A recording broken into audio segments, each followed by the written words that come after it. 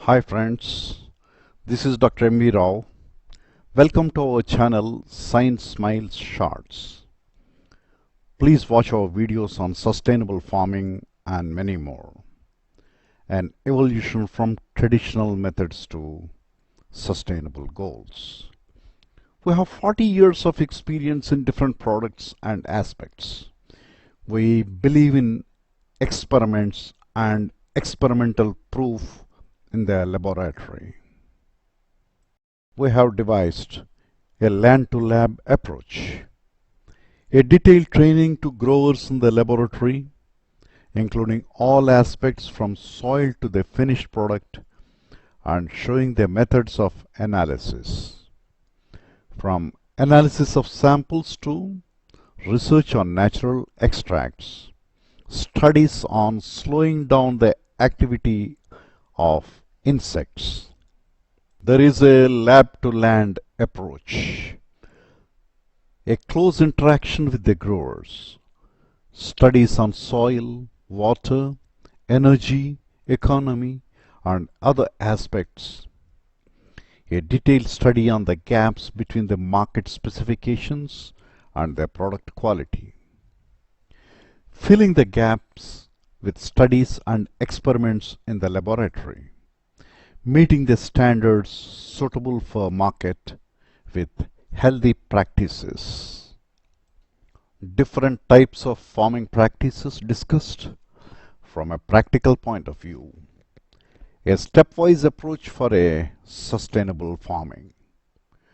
Traditional farming, integrated pest management, IPM, non-pesticide management, NPM, organic farming, and sustainable practices.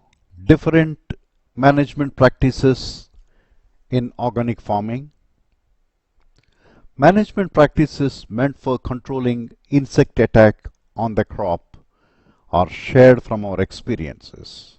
These are healthy and economical. They include border crops, trap crops, pheromone traps, sticky boards, and bird perching stations. We have laboratory studies on natural extracts and quality of the products are presented from the point of view of farming. Studies on natural extracts on insects, boiling of turmeric, pungency of chilli, moisture tests, etc.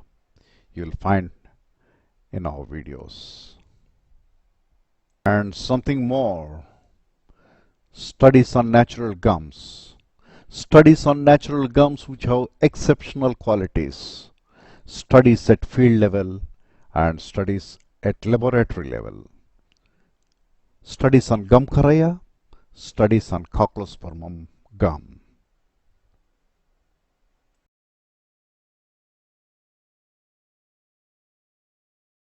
Sustainable agricultural practices. Here are the 10 tips for easy understanding of sustainability. The first tip is continuity and progressive improvement. This is achievable through non-stop program, constant monitoring. The second tip is nutrient management. Choose ideal nutrients, optimize the levels, calibrate the equipment, and avoid excess nutrients. The third tip is pest control measures and methods. Be aware of national and international regulations and understand the maximal residue limits or the MRLs. Avoid excess dosage, choose carefully, calibrate the equipment, and use PPEs carefully. The next tip is water. Choose proper irrigation method, avoid wastage and protect the resource, and test the quality. The quality should be including the pesticide residues as well. The next tip is soil. Test the quality of the soil, including pesticide residues. Enrich the soil based on experience and expert advice. Then wastes. Try not to generate waste. Keep the waste away from the field. Recycle wherever it's possible. Then the energy. Conserve, optimize, and utilize carefully. And about the animal welfare, protect the animals, keep them healthy, monitor their well-being and diet. Then the community, economy, and social aspects. Remember, everyone involved is a partner in sustainable practices. Protect the partner's interests sincerely. Look at the smiles of our building blocks. Now the records and the training. These are for the present and for the future too. Give training to all in the supply chain. Carry out risk assessments wherever needed. Now comes the result of all the practices. We have the control on the greenhouse gases. We control the pollution. We protect the environment, and the environment automatically protects us.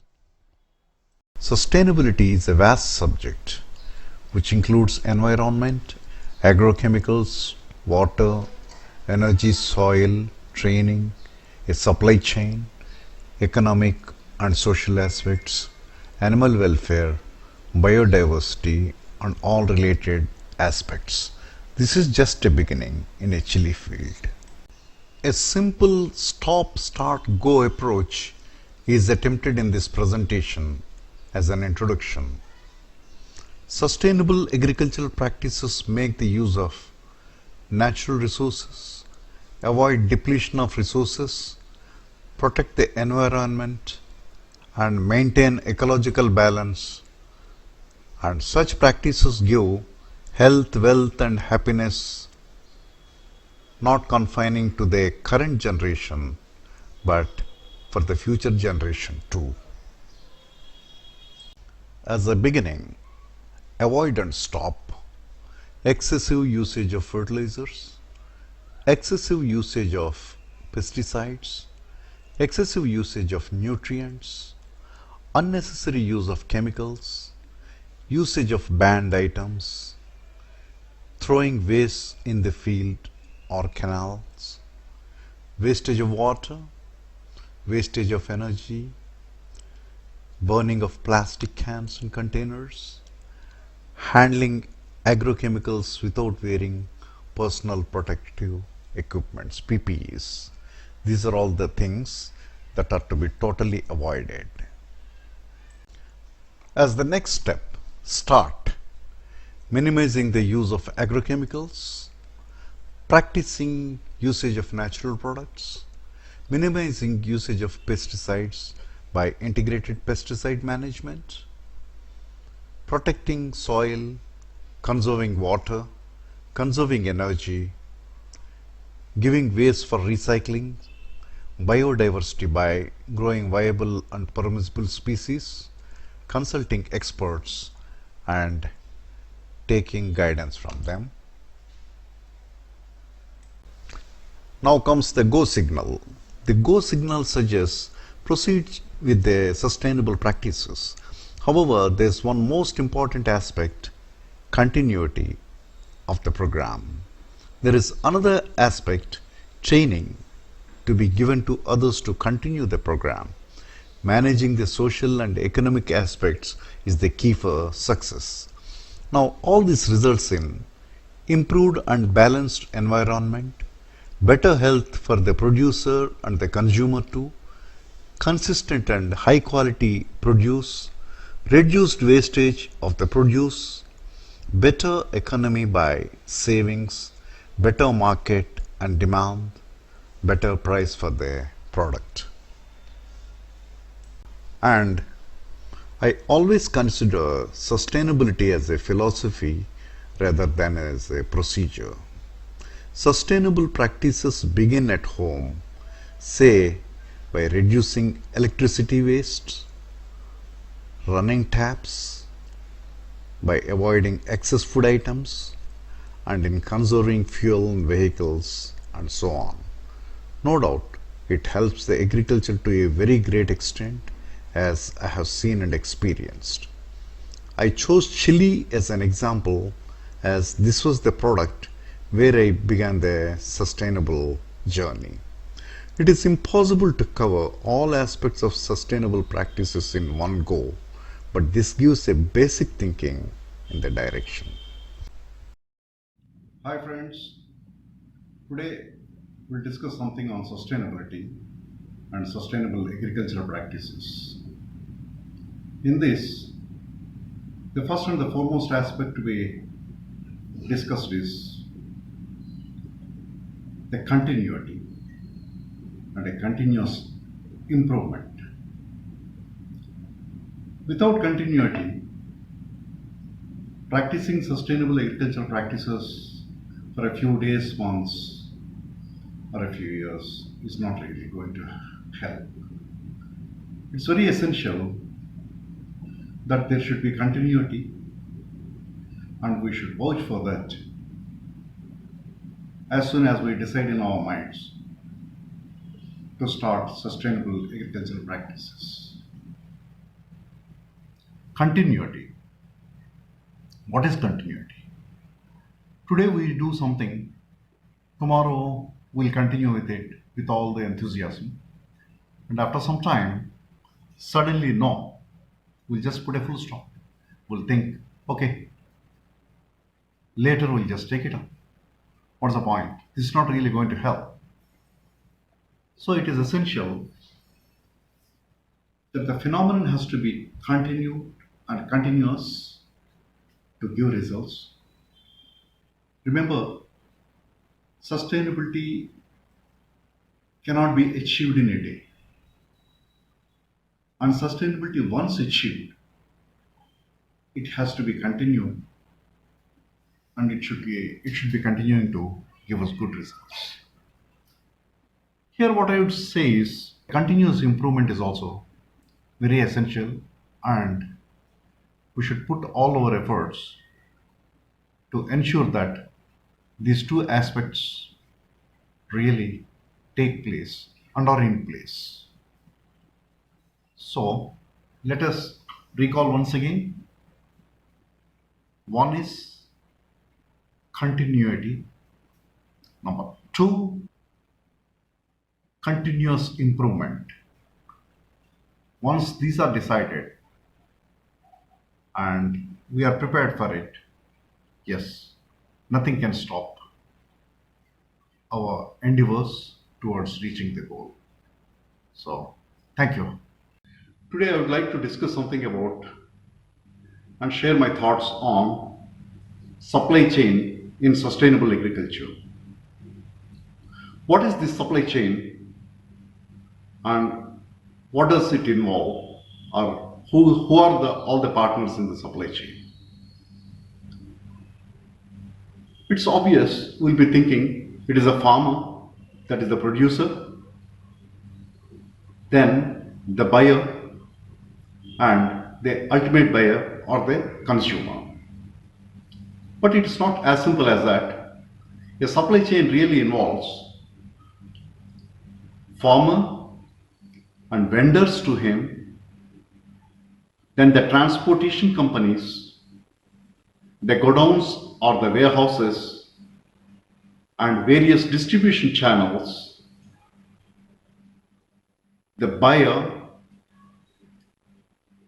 the repacking or the processor, whosoever it is, and thereafter the retail, and ultimately the consumer. These are all involved in the supply chain on a continuous basis, and it is expected in sustainable practices everyone should work with single-mindedness, and due training has to be given to all these involved to attain the goals. So, how does the vendor matter? Yes, The vendor is supposed to be giving right goods to the farmer. I mean to say, supposing his supplier of seeds should give right seeds to the farmer. It's very important. He should follow some discipline and practices. And then, as a producer, the farmer has got a lot of responsibility to produce the right goods in the right way. And then, transportation companies should transport it properly. Imagine a situation where the transportation is done in a truck without a cover and some rain comes into picture.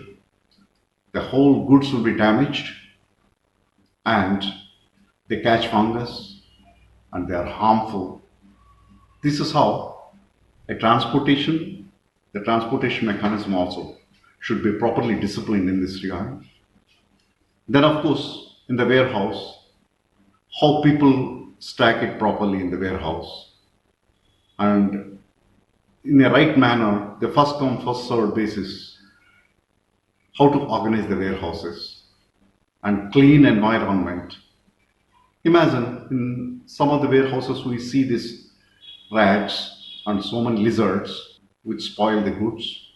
They should not be there. The warehouses should be kept perfectly in a wonderful condition, and thereafter it should reach the distributors or the repacking organizations where they have to follow their own discipline as far as sustainable practices are concerned. And ultimately, when it reaches the supermarkets or the retailers, that must be given in a very good condition, acceptable and very healthy condition.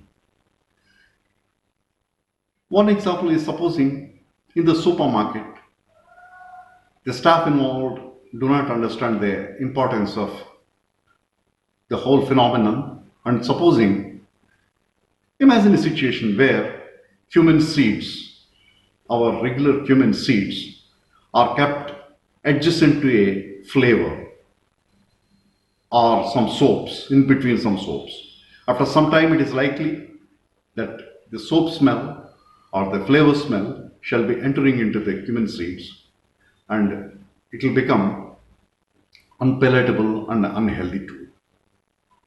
So, sustainable practices start with everyone in the supply chain, and everyone should be given proper training to achieve the goals. We'll speak of training at a later stage. The subject of supply chain is too vast and differs from product to product. It is impossible to give an overview of supply chain in a small slideshow like this.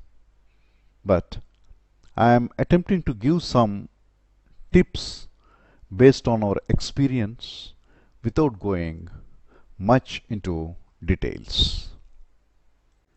Now let us have a gross definition of a supply chain. A supply chain is a connecting system which involves primarily a supplier and a consumer. Earlier, only a supplier and consumer were being considered in a supply, but now there are various entities involved in view of the importance of quality, quantities, storage, timely delivery, and other factors in sustainable and growing business. What are all that are included in a supply chain? A supplier's organization, the personnel involved, the resources involved in all stages, the methods, practices, and the information. The basic question is why there should be a supply chain. This is to maintain the quality, time, safety, and consistency, to stand effectively in a competitive environment, to make business flourish and long-standing. In short, a proper supply chain management leads to a sustainable business.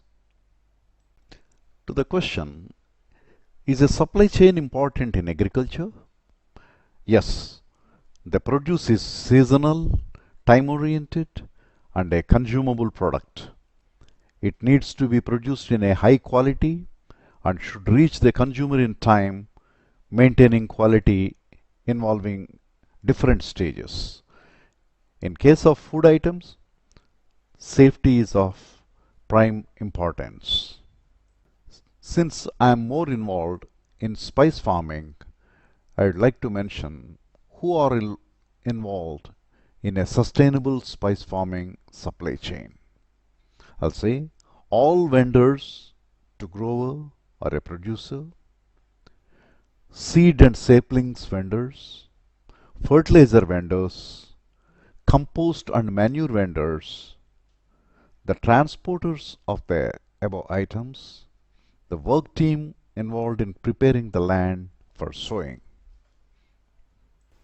Coming to the field, the grower himself or the producer, then all those involved in water supply, the scientists and the laboratory personnel, the pesticide, herbicide vendors, organic extract or herbal suppliers, the spraying organizations or the personnel, the team involved in monitoring, all the personnel involved in harvesting, all those involved in post-harvest practices like picking and drying practices, vendors of packing material and related items, and the maintenance team. Apart from this, the transport team, the cold storage where applicable, the dealers, the distributors, the quality control team, the godowns or the warehouses, and the final packing team. Finally, the supermarket team or the marketplace, the marketing team, the development team, advertising team, accounts, finance and related procedures team, and the consumer himself.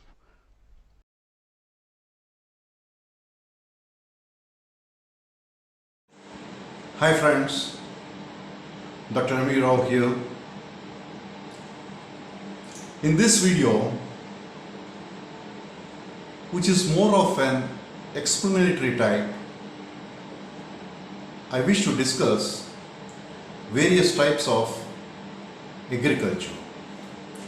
Normally, we encounter many a time a question, can I go organic? Can I go for sustainability? Is sustainability and organic the same? If I don't spray a pesticide, does it become an organic agriculture? Likewise, so many questions come into existence, and it is necessary that we should have a clear-cut understanding as far as different types of agriculture are concerned. As always I say, this is something like sharing of experiences and not meant for any examination. And as far as certain experiences, whatever we have encountered in the field, the experiences may be different from in different fields because of various factors.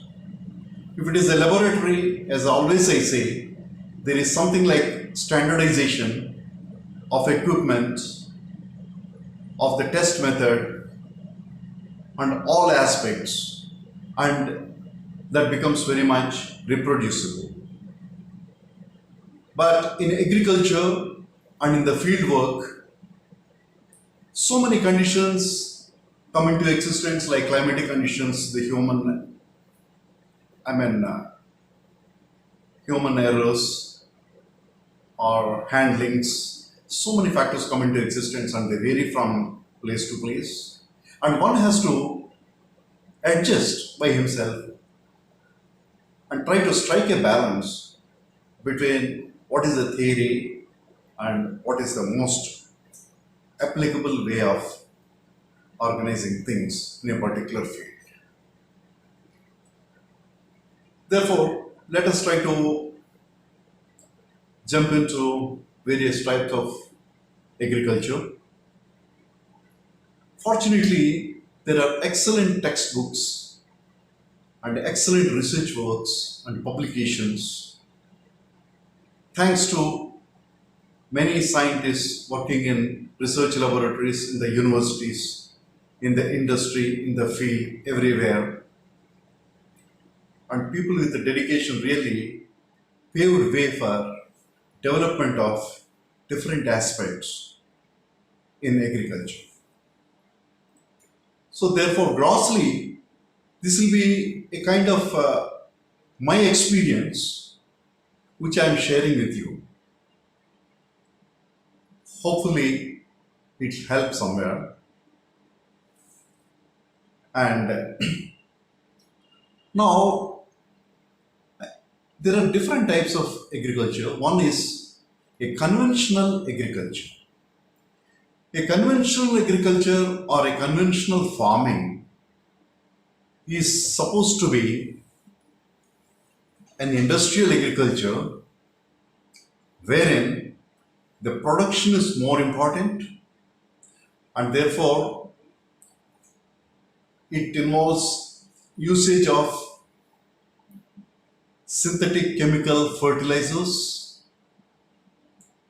weedicides, herbicides, and pesticides, and all chemicals that can be used for the growth of the plants and give a maximum yield.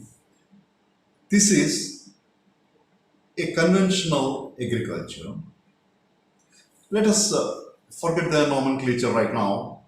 I'd say this is being practiced at different places.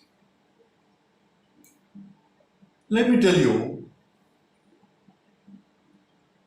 therefore, the conventional agriculture was from a very, very long time. So, in the good old days, there were not many pesticides that were available or invented by the time, and mostly it is the BHC, it is the DDT, and it is the Endrin, and a few other chemicals that people were using for control of these pests. And there was no limit for that. Gradually, with the time to come, the insects population and the identification of the insects and the damages, whatever they are causing, has been recognized. And today, I believe there are perhaps more than 500 varieties of pesticides, chemical pesticides that are available. There are 500 pesticides and above, but all are not used for all types of farming and all are not used for all types of produce and all are not used in all the places. Whatever it is, selectively I'd say that maybe some 20, 30 pesticides are used for a particular type of farming. Say for example in chili, we have seen that around 36 different types of pesticides were being used at one time. Well, what happens? How does it matter when you use a chemical pesticide? Yes, when you use it very properly, according to the scientific method, probably the residue that is remaining in the product will be quite less. However, it is practically not possible to uniformly spray any pesticide because when you spray, obviously the plants nearer will be getting more of this, and the plants behind will be getting less of this. So, a uniformity is very difficult to attain.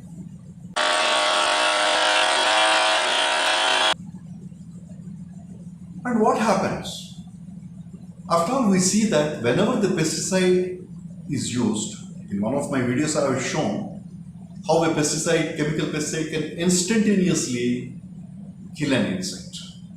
The pesticide acts on the nerve of the insect and it becomes toxic and the insect immediately is succumbed.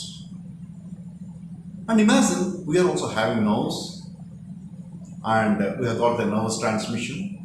And gradually, with time to come, if we keep on inhaling the pesticide, at a point of time, it will be causing damage to certain of our organs because we are having many more cells compared to an insect. An insect is having a few cells and immediately it will be succumbed. But in our case, human beings, if we keep on inhaling the pesticide residues, they'll be toxic to the liver or the brain or any other system. Rather, we'll have to think of something like an acute toxicity that is immediately effective and a chronic toxicity that comes as a cumulative effect. Say day by day, we keep on inhaling or consuming parts per million parts of the pesticide. Ultimately, it will be causing some damage to a system like liver. This is a cumulative, and that comes in the later part, that is the chronic toxicity. And what happens when the chemical pesticides are taken inside with the food as a contamination? What kind of effects they are going to have as teratogenic effects? That means if a pregnant woman consumes this in small quantities too, what happens to the baby? So these are all the risks that are involved in the chemical pesticides. Not all, some of them, or many of them maybe. So when these are toxic, people have started thinking, let us try to control the amount of pesticide. So I'm coming to the first form of it, the traditional farming. The second aspect is integrated pest management, IPM. The third aspect is the non-pesticide management. The fourth aspect is organic farming. And the fifth aspect is sustainable farming. So these are the 5 different types of farming I'm going to discuss about.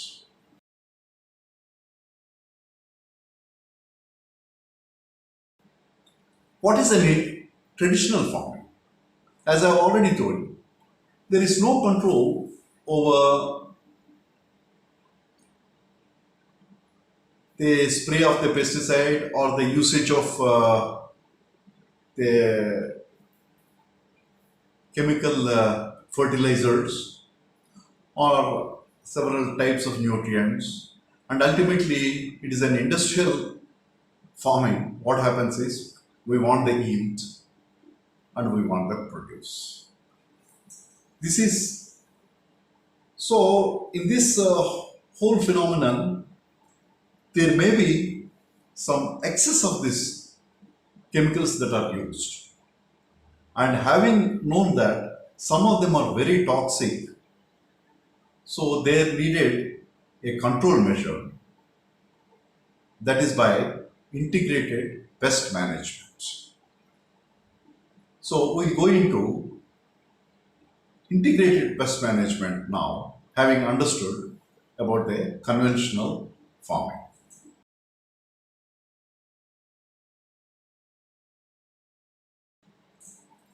In the integrated pest management, for all the pesticides that are being used, there are limits set by international authorities. How are the limits set? They should not exceed 0.05, 0.01 parts per million parts, or 5 parts per million parts. Likewise, for independent type of pesticides, so different, what do you call, the limits are set. So what happens, really speaking, the pesticide label clearly, if it is studied, it specifically mentions, for a particular acre, you should use so much quantity. You must dilute it accordingly. And it is expected when you spray like that, uniformly, what happens is all these pesticides, whatever we are using, should be falling within the limits. And what are these limits? These limits are set based on their toxicity levels, whatever it is, the cumulative toxicity or chronic toxicity, and taking everything into account. So within the limits, if pesticides are there, well, they are acceptable. This is known as integrated pest management. So, unlike the conventional farming, the integrated pesticide management uses the pesticides, only pesticides which are permissible. Not all pesticides are permitted. Some are banned. Banned is banned. They should never be thought of. And those permitted pesticides, according to the international authorities and the limits set by them, if they are used and when tested, if they are showing within the limits, this is acceptable. This is integrated pest management. Here I am not speaking of the fertilizers. The fertilizers, the chemical fertilizers also have some limitations, and according to the limits only they should be used. More stress is given on the pesticides because of the toxicity levels. And secondly, when the pesticide is sprayed and later on it may remain in the soil for years, several years also. And because of this light, the air and all that, oxidation and all that may be taking place, and some of the pesticides will get transformed into something else, some other chemical, which may be even more toxic also. That is why the limits are very much strict in integrated pest management. Many people have a question: how do I know whether the product, say for example a fruit, a vegetable or whatever it is free from pesticides, or it is integrated pesticide managed, or it is a non-pesticide managed, or it is organic?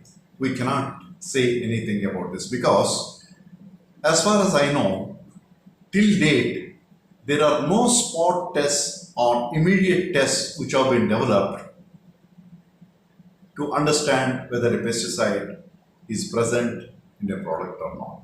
It has to undergo the complete analysis using various instruments, and it is all time taking, but still we have to monitor that, apart from the practices that are being followed in the field. So here I would like to mention one more aspect.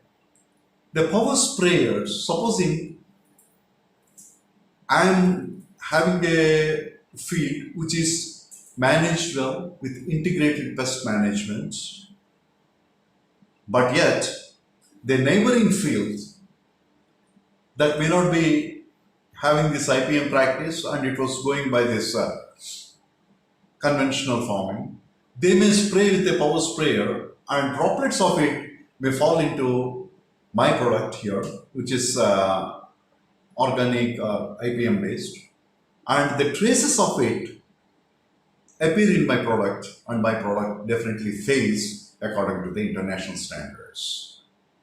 That is why in integrated pest management there is something like management techniques. There are management techniques. What are these management techniques? These are to avoid the insects coming into the field. So, first of all, instead of my spraying and killing the insects, if I avoid the insects, 50% of the job is done. This can be managed by way of barrier crops, by way of trap crops, by way of pheromone traps, and likewise, there are other techniques. And this avoiding of the insect is much more easier rather than killing them. Because if some of the insects are avoided, the rest of the population in the integrated pesticide management has to be controlled by way of permissible limits of permitted pesticides, and ultimately the product should be passing with respect to the international limits that are laid down. This is integrated pest management.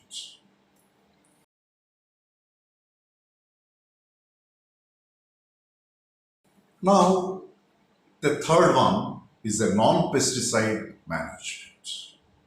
Non-pesticide management involves totally organic extracts being used for the control of pests and the insects, for the control of these weeds also. The organic extracts may be used instead of chemical pesticides. Non-pesticide management, however, does not define anything about the fertilizers. They should be used within limit only, but still they can be used, chemical fertilizers. The pests should be controlled only by way of decoctions, the plant extracts.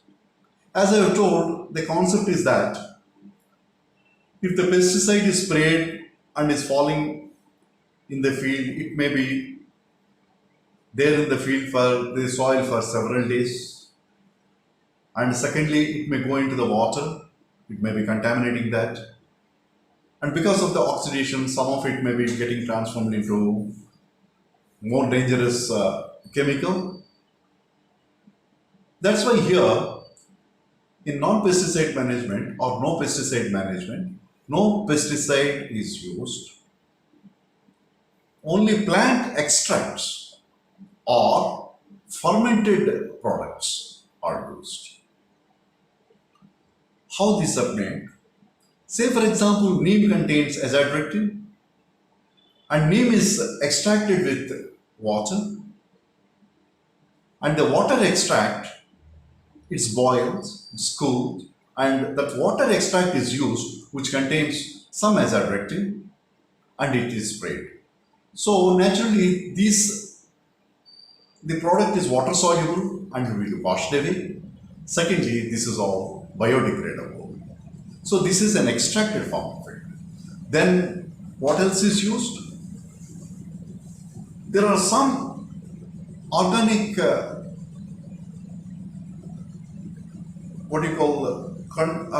pest control agents that are made with different leaves, the fruits, or the seeds, or the plant parts, and they are fermented type. It is not extracted. So some cow dung is placed in that, cow's urine is placed in that, and they are allowed to ferment for days together so that friendly microorganisms will develop. And what happens when you spray this? They repel the insects and they slow down the insects. In one of my videos, how the insect is slowed down by using an organic extract is shown. So when the insect is slowed down, naturally its reproductive ability is reduced and the progeny will be less and the population will be controlled. So this non-pesticide management involves either extracts or the fermented products which will rather slow down the insects, and some of them or lethal to the insects also. But slowing down is the main purpose of using this. And not all types of leaves should be used. We should understand here also, just like permitted pesticides, chemical pesticides, only some leaves, some fruits can be used, but not everything, because there will be some toxic plants as well. And ultimately, they should not become toxic to the human being. So every leaf or every fruit should not be used. There is some literature showing what is to be used, what is not to be used, and there are some traditional practices also. Coming from various generations that will suggest use of certain plants and certain type of fruits, etc. So here, somewhere in the NPM, the non-pesticide management also tells us to use as much as possible natural nutrients. So what are these natural nutrients? Like if, say for example, people take this and there's some fish meal like that, which is not toxic to the human beings, but yet that slows down the insects, and at the same time it gives a lot of nutrition for the plant to grow. This is the objective. These are all biodegradable, and most of them are water soluble, and they will not be posing any big problem. So I have discussed in detail about non-pesticide management too.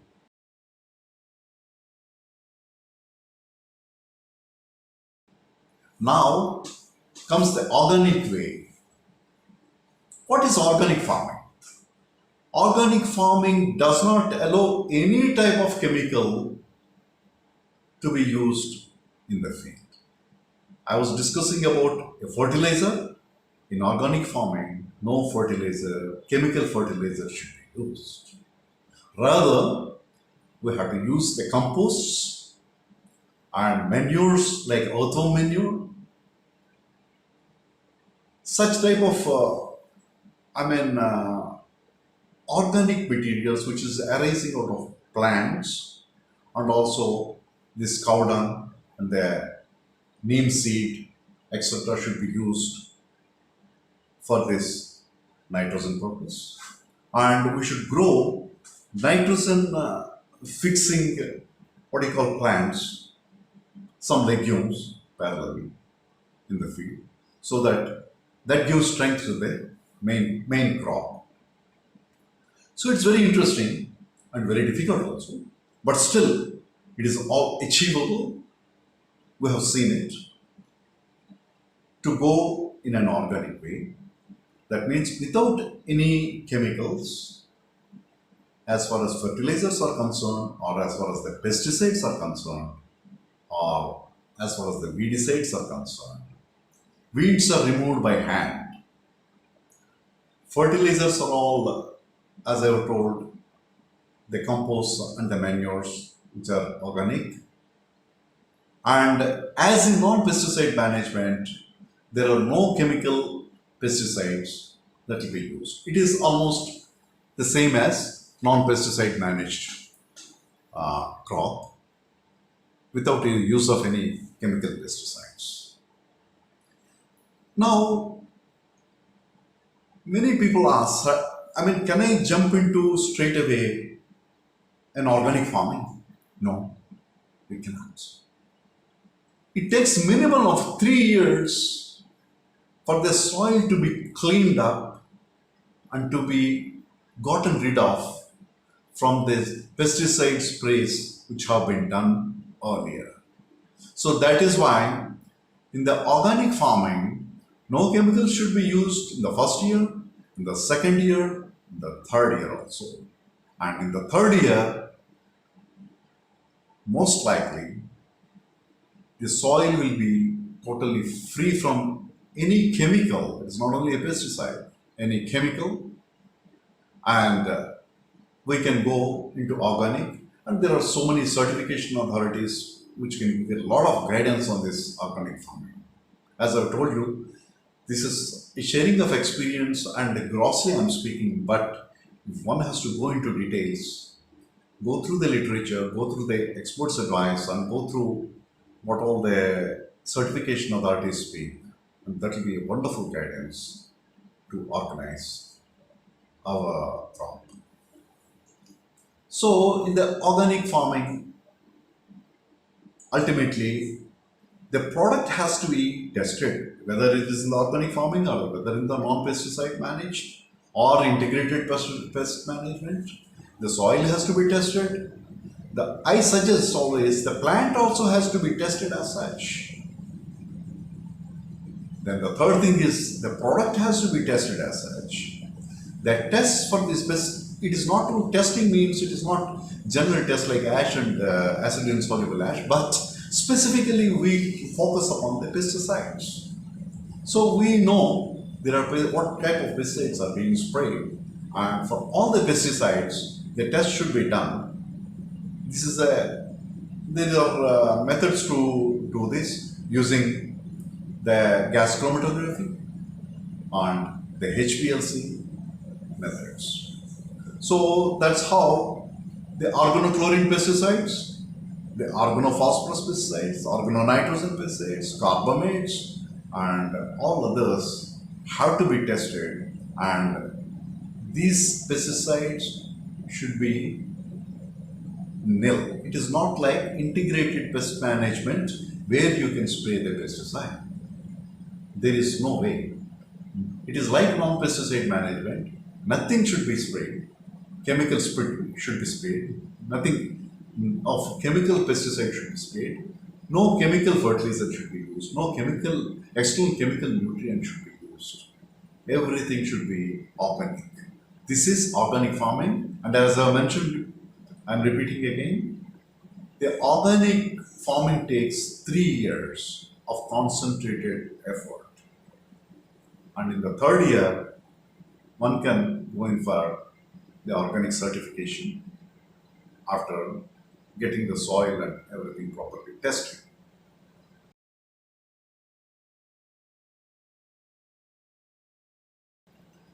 Then comes the sustainability. So many people ask me, and even I had it out in the very beginning, is sustainable farming the same as organic farming? No. Sustainable farming is the one where the farming is useful for the future generations. It's not just the present, but speaks of the future. And it speaks of the health, and it speaks of wealth, and it speaks of so many other factors, the social aspects and other aspects. So organic farming is only a part of sustainable agriculture program. So if you do an organic farming, it is only a part of the entire exercise. That means, what are the rest? In one of my videos, I have shown there are about 10 different elements that are defined in this sustainable exercise. I'm speaking of sustainable exercise. So there are 10 different elements I have spoken of, like water, energy, and soil, then the social elements, and the supply chain. Likewise, you can see one of the videos in my channel. Then that means this is defining not one farming and not one pesticide or not one fertilizer, but as an in totality, everything should be taken into consideration, like who are the vendors to the grower and the grower. Next comes the transportation people, then the ground people, then the people who test their products, then the what do you call distributors and the marketing channel, and ultimately consumer. Everyone is a partner in sustainable exercise. So, a field, a pesticide, and a fertilizer is only a part of the entire exercise. In sustainable exercise, the critical and the most important aspect is the training. And sustainable exercise also involves, in one of its elements, the social aspects. So it is not only thinking of ourselves, we should be happy, and the person in the supply chain should be happy. Every person is a partner, and everyone should be happy. The buyer should be happy, and ultimately, it should be bringing a healthy livelihood and also good prospects with respect to wealth also. So, sustainable farming is ultimate. When you start practicing with integrated pest management, then gradually come into non-pesticide management, then come into organic farming, then ultimately the whole thing exercise will become a sustainable farming. The objective of sustainable farming is, it is just not only the usage of these pesticides or anything like that, but also give more of what you call yields, better profits, and biodiversity. This is one of the key factors, biodiversity. So, when it comes to sustainability, it is the environment that is taken into consideration, and all our efforts should be to improve the ecology and the environment, giving health and wealth to everybody. So I think I've made it clear on all the four different aspects, and one can go into organic farming following a non-pesticide management in the very beginning, gradually get into the organic farming without use of any chemicals. It needs a lot of monitoring. A sustainable practice needs a lot of monitoring at many places, and it comes through only an organic way of farming in the field. So friends, this has been a long lecture time. However, I have done the farming of chili very successfully. The product could be made non-pesticide managed, and it's become organic too. And it's not impossible, but a lot of monitoring is needed. It's a hard work. Of course, once we do it, we'll not go back into what we call the conventional farming at all. So it's all the matter of choice and also matter of interest that comes into existence in farming. So thank you very much. Bye.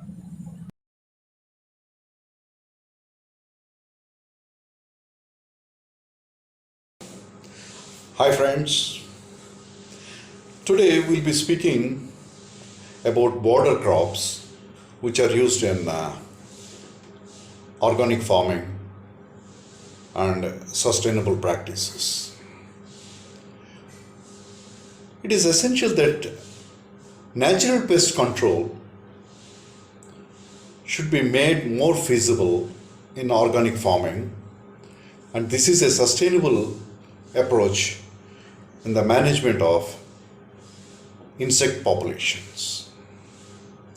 Barrier crops or border crops have been known for long in reducing pest populations. Border crop is considered as another minor crop on the perimeter of the main crop. That means it surrounds the main crop. Border crop should be higher than the main crop, so that if at all there are any insects that are coming, they should be falling on the border crop rather than reaching the main crop. There are a few things which are essential. The border crop should be very much optimal, and it should not leach away the nutrients and the water intended for the main crop. The second aspect is it should not be generating insects on its own. It should not be contributing any insects. So a border crop is useful, in fact, to avoid the insects falling from the neighboring fields. And secondly, one more important thing is ours is a field which is considered to be sustainable and organic, but the neighboring fields may not be. So what happens whenever they spray any pesticide, it should be directly, a part of it may be falling into our fields, the organic field, and the whole product will be not complying and failing. Therefore, the border crop should be protecting the pesticide from falling into the main crop. This is another important factor. The third thing is border crop should be contributing to somewhere. They should be useful also, in the sense they should be contributing to the biodiversity, and in some cases they are also useful in enriching the soil. Mainly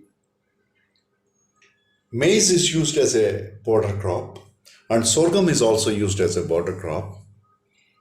The border crops are, they begin with the main crop. They are sold at the same time, but they grow faster and cover the main crop, and thus they are helpful in these two aspects, that is, in controlling the insects and in controlling the pesticides from the neighboring fields. In this picture, we see a border crop which is planted along with the main crop, that is chili, and it is in between two different fields belonging to different growers. This picture shows a slightly grown up border crop which is separating a cotton and chili field. This is a fully grown border crop. Look at the height. It's much higher than the chili crop and thus protects as much as possible the entry of the insects or the droplets of the spray from the adjacent crop. Apart from serving as a protective crop, border crop is also a good biodiversity initiative. This is a non-pesticide managed chili crop, and we can see the border crop, and in the next video clip we'll see how the droplets will be emerging from a sprayer and how the border crop really can help in protecting the organic field.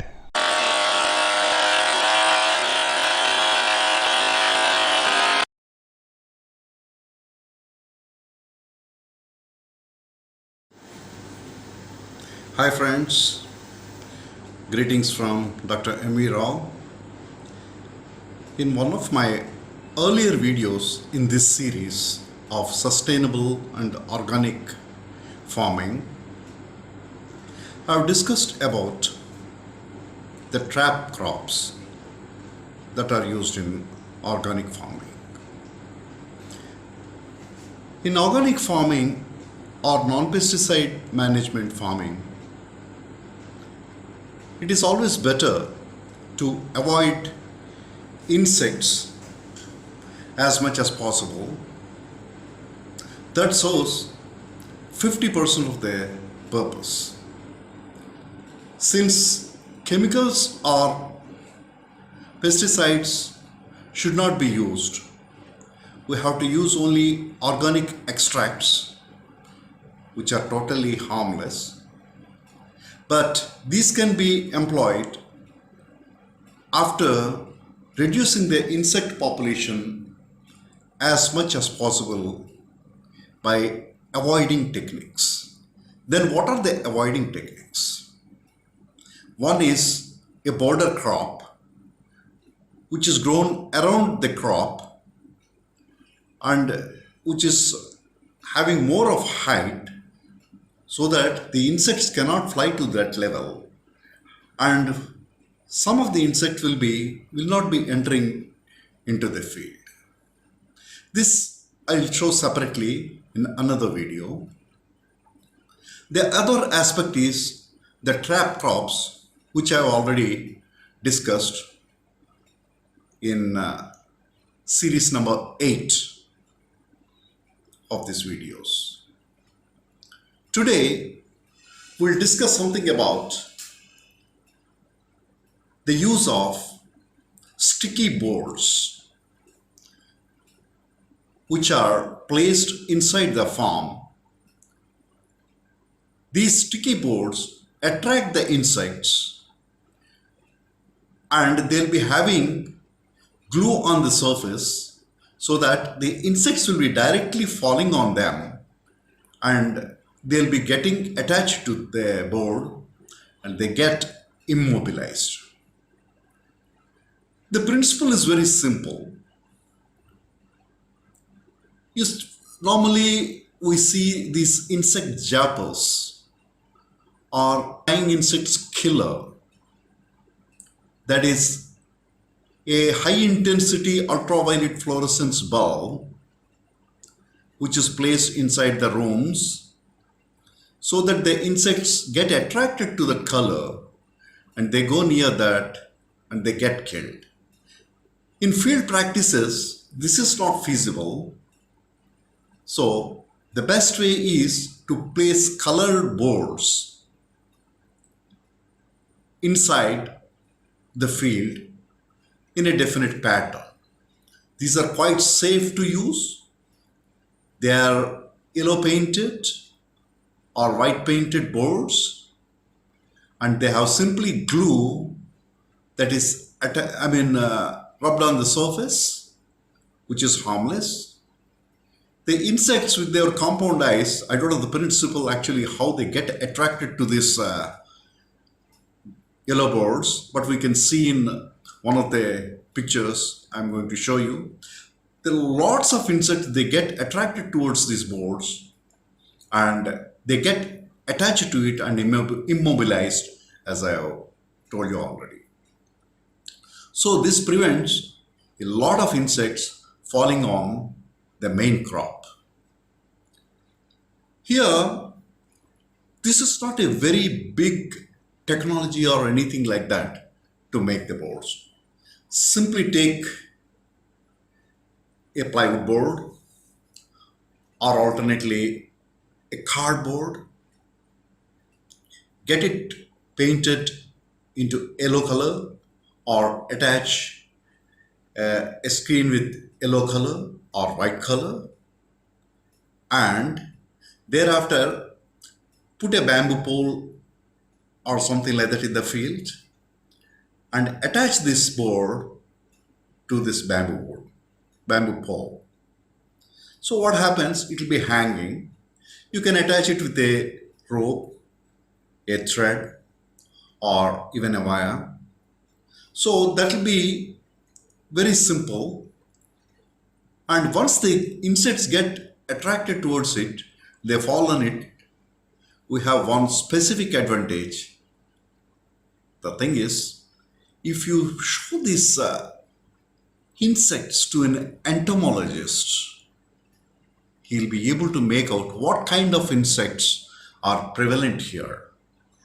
In most of the cases, the flying insects come from the neighboring farms. Say, for example, in chilli crop, mostly the insects will be coming from the neighboring either tobacco crop or cotton crop, and they'll be coming and falling on it. Either way, some of the insects which come here will be going there also as well. So we'll try to understand, we can really understand what kind of insects are prevalent, and accordingly the natural extracts can be used to suppress these insects or slow down these insects. This is the biggest advantage with sticky pods. Now I shall show you a picture of how many eggs it has laid on a trap crop leaf, the castor leaf, followed by the yellow boards. I'm showing you only yellow boards here. They can be yellow, they can be white boards. Only white and yellow are very much prevalent. And some of these boards are even commercially available. The point to note is these boards after some time have to be removed, taken out and disposed of. They cannot be reused because you can't remove the insects from this, and a fresh board has always to be placed.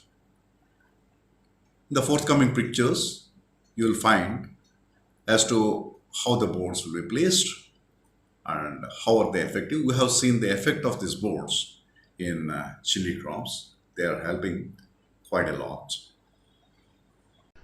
This picture shows a trap crop castor in chili field.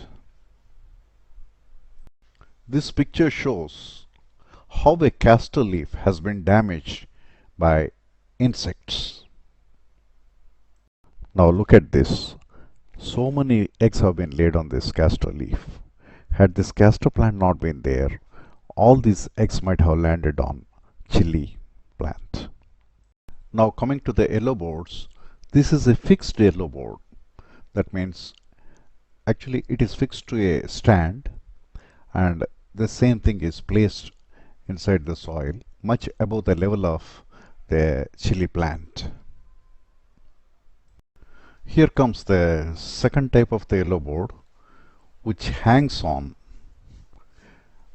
A branch is taken from a tree and it is planted in the field, and the yellow board is fixed onto a thread, and the thread is again tied to the branch.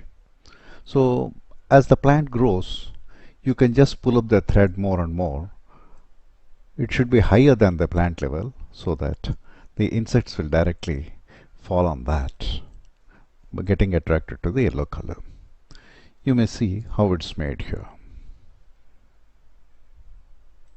We now see here on the yellow board a lot of insects got adhered. The flying insects get attracted to the yellow color, and the second key factor is the glue that is applied to the yellow board. Usually grease is applied so that it can stay longer and all the insects get attached and they get totally immobilized. I show here a comparison of the leaf of castor wherein there were a lot of eggs, and this particular board where a lot of insects got attached and immobilized.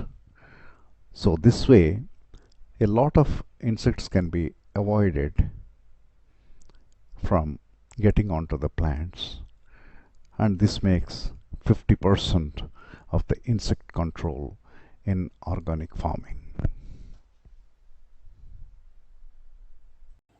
Thank you. Hi friends. Today we'll discuss something about the use of trap crops in cultivation of spices like turmeric. What is a trap crop? A trap crop is a plant which helps in protecting the main crop by attracting the insects and allowing them to grow on it so that the insects do not fall on the main crop, and thus the trap top gives a very good protective measure. So, for example, these trap traps are placed in the main field here and there. It's according to a system, and they are grown within the main crop fields. Say, for example, we grow trap crop this castor in chili. Castor has got a very big leaf, and we can see a lot of insects falling on it rather than attacking the chili plant. Similarly, marigold is very attractive for some insects and is grown where chili is grown. Likewise, it's a very interesting thing today. What I am going to discuss is about the turmeric plant. Turmeric, as such, is not very much prone to insects because the leaves are thick and the volatile oil in that perhaps does not allow the insects to come very close. But still, there are some insects which can affect this turmeric. And here is one very interesting thing we have seen. As a trap crop, this green gram called mung bean, this is grown. And what happens, this mung bean is a legume and it attracts the insects. You can see in the pictures. And thus, the insects do not fall on the turmeric leaves. They cannot infect that. And gradually, with time to come, these plants are grown and they die fast. I'm speaking of this mung bean, the turmeric field. And this is a legume and it helps in the nitrogen fixation. So it is serving two purposes. One thing is as a trap crop to attract the insects. Second thing is it is enriching the soil. So this you can see in this video in the fields. And thank you very much. Kindly subscribe.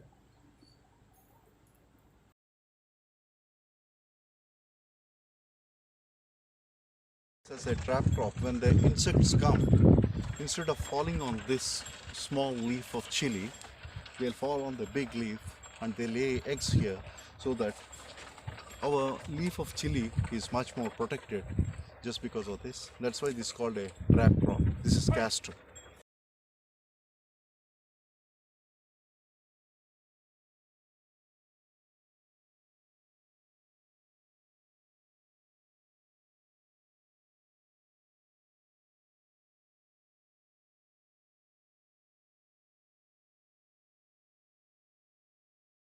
So this is a turmeric field which is 1 acre 30 cents.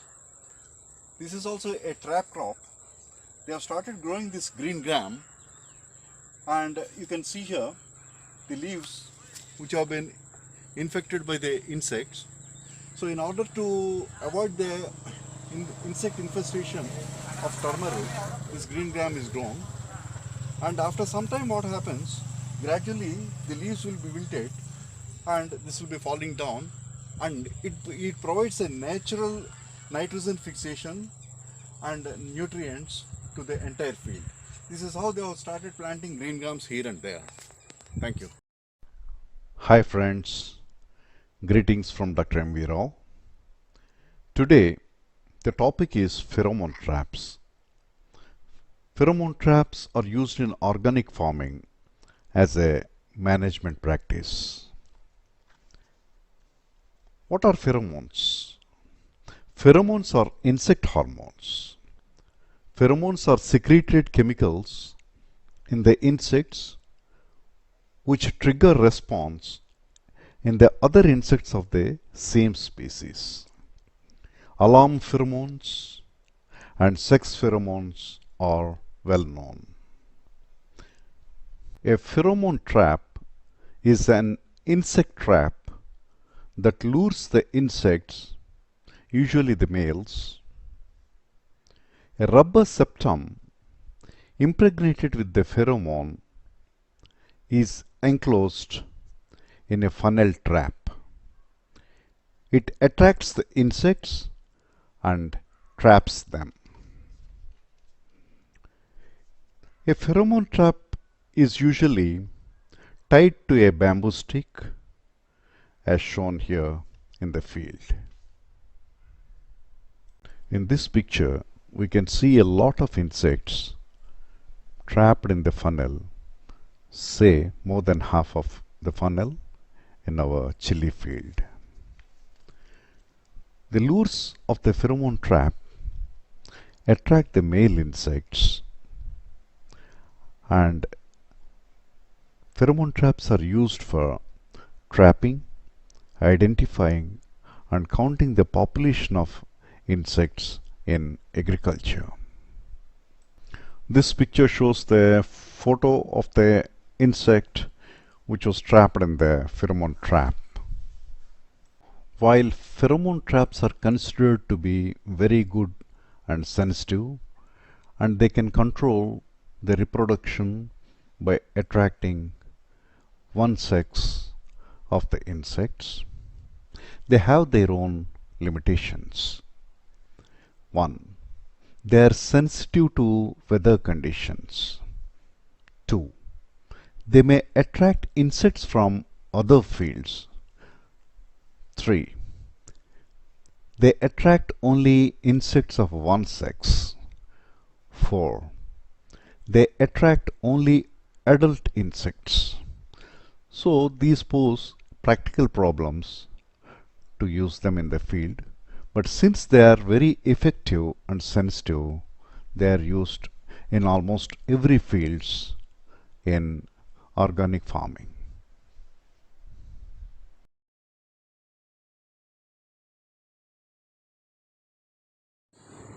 Hello friends, Dr. Rami Rao here. In this video today we shall be discussing about the sustainable agriculture practices and the participation of birds in sustainable agriculture. Here in this picture we can see a lot of cranes coming into the chili field in search of insects. It's not only the cranes, but a lot of other birds also get into the field, and they help the grower, thus reducing the population of the insects as predators. Now, with gradually time to come, the trees were getting chopped off, and most of the trees were not existing. Therefore, because of the deforestation, the bird population is also becoming very less. Some of the birds are becoming extinct, like sparrows. We know that the birds help in the dispersal of seeds and fruits, and some of them help in the pollination. And today, in sustainable practice, they are of twofold use. One is in controlling the insect population naturally in the field. Secondly, they are important in the biodiversity. They are natural agents to spread biodiversity. Some other species growing somewhere, they bring the seeds and just plant it here and it starts growing. So they are natural agents for increasing the biodiversity too. So it is essential to preserve the birds. In order to preserve the birds, we have to go back. We have to preserve the trees. So tree preservation is a part of sustainable agriculture practices. And in sustainable practice, there is a concept by the name of nature conservation, wherein a part of the land, a small bit of the land, is recommended to be allocated for nature preservation and growing of trees. It's not mandatory, but if the trees grow, the birds will be there and the nature's preservation will be there. These days we see, because of chopping of the trees and deforestation, so many monkeys are coming into the fields, into the city. And similarly, some birds are really disappearing.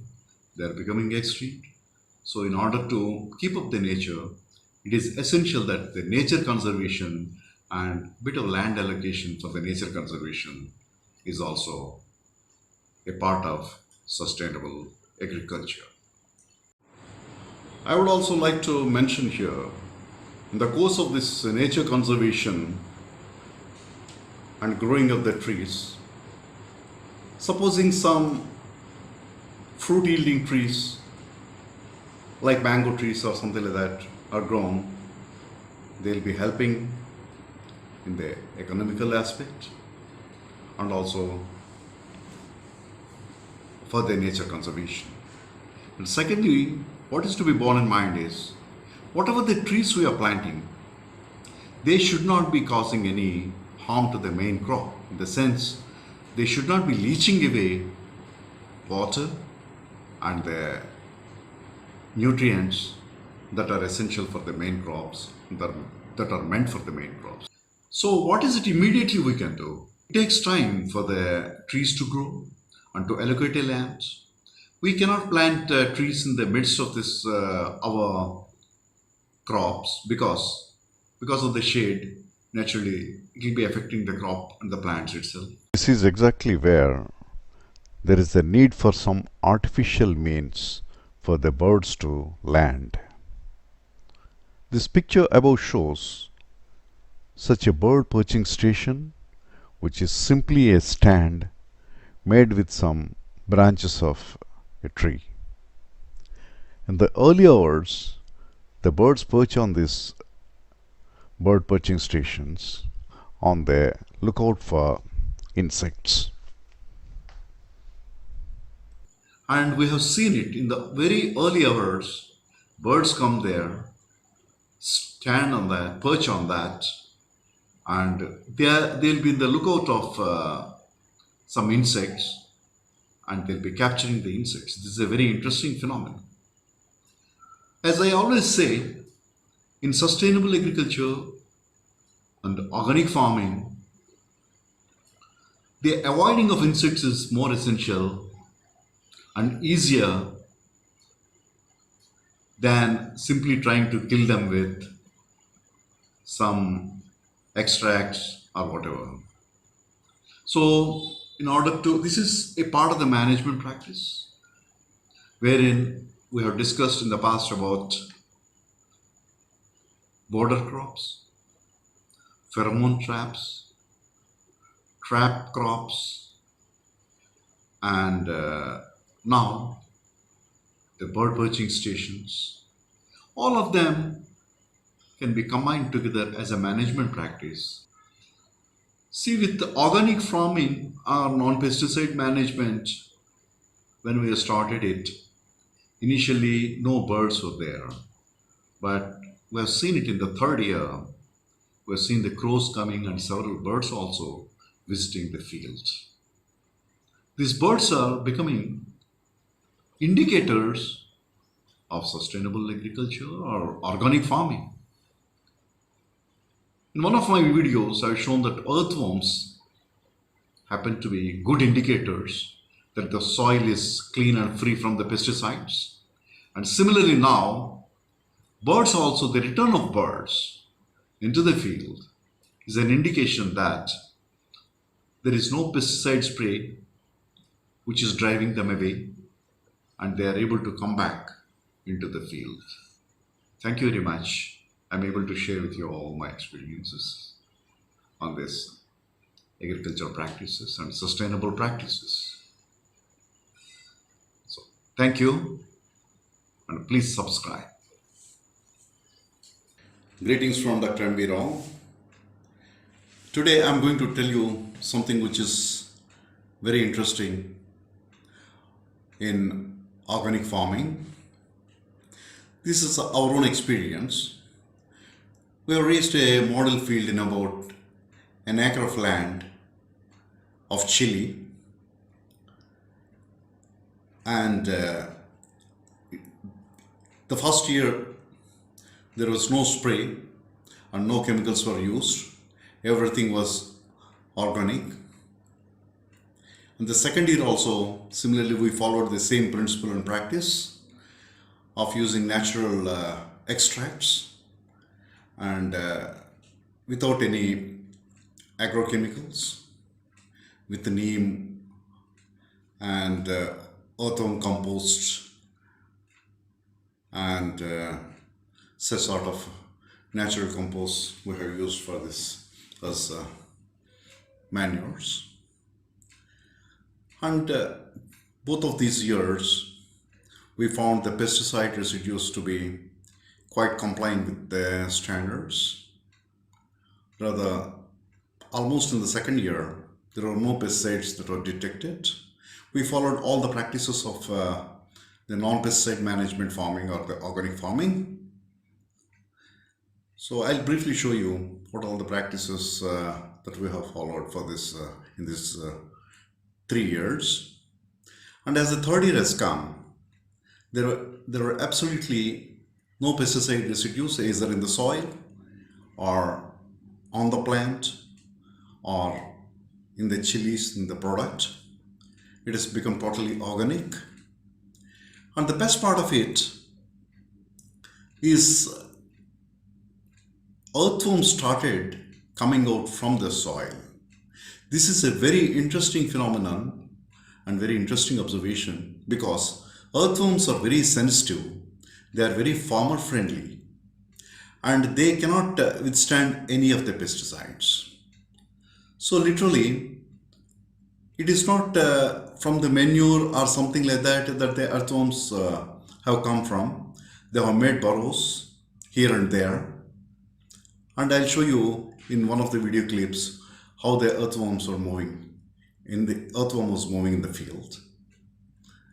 So this shows that earthworms probably can be used or can be rather treated as indicator organisms for organic farming. So in the forthcoming pictures and the videos, you'll see the details. And thank you. This is a small facility of earthworm manure production. It should be a shed which is cool enough so that the worms get optimal temperature to grow. The sides of the shed are covered with a net. This is important because earthworms are protected from birds and cranes. There are a number of pits within the shed in which cow dung is filled. This is the inside of the shed, showing the pits and the cow dung heaps. There should be enough water for earthworms to grow always. Here, this is a drip irrigation that is put into the burrows of earthworms. Earthworms go inside the burrows and yield highly nitrogenous vermicompost. The compost on the surface is collected and dried, and thereafter it is screened to give vermicompost for manure. Now coming to chili farming, we used no chemicals or pesticides. The seeds were treated with organic extracts. Weeds were removed manually, but no weedicides were used. As manure, only vermicompost and cow dung were used for the field. Only natural plant extracts were used to control the insects.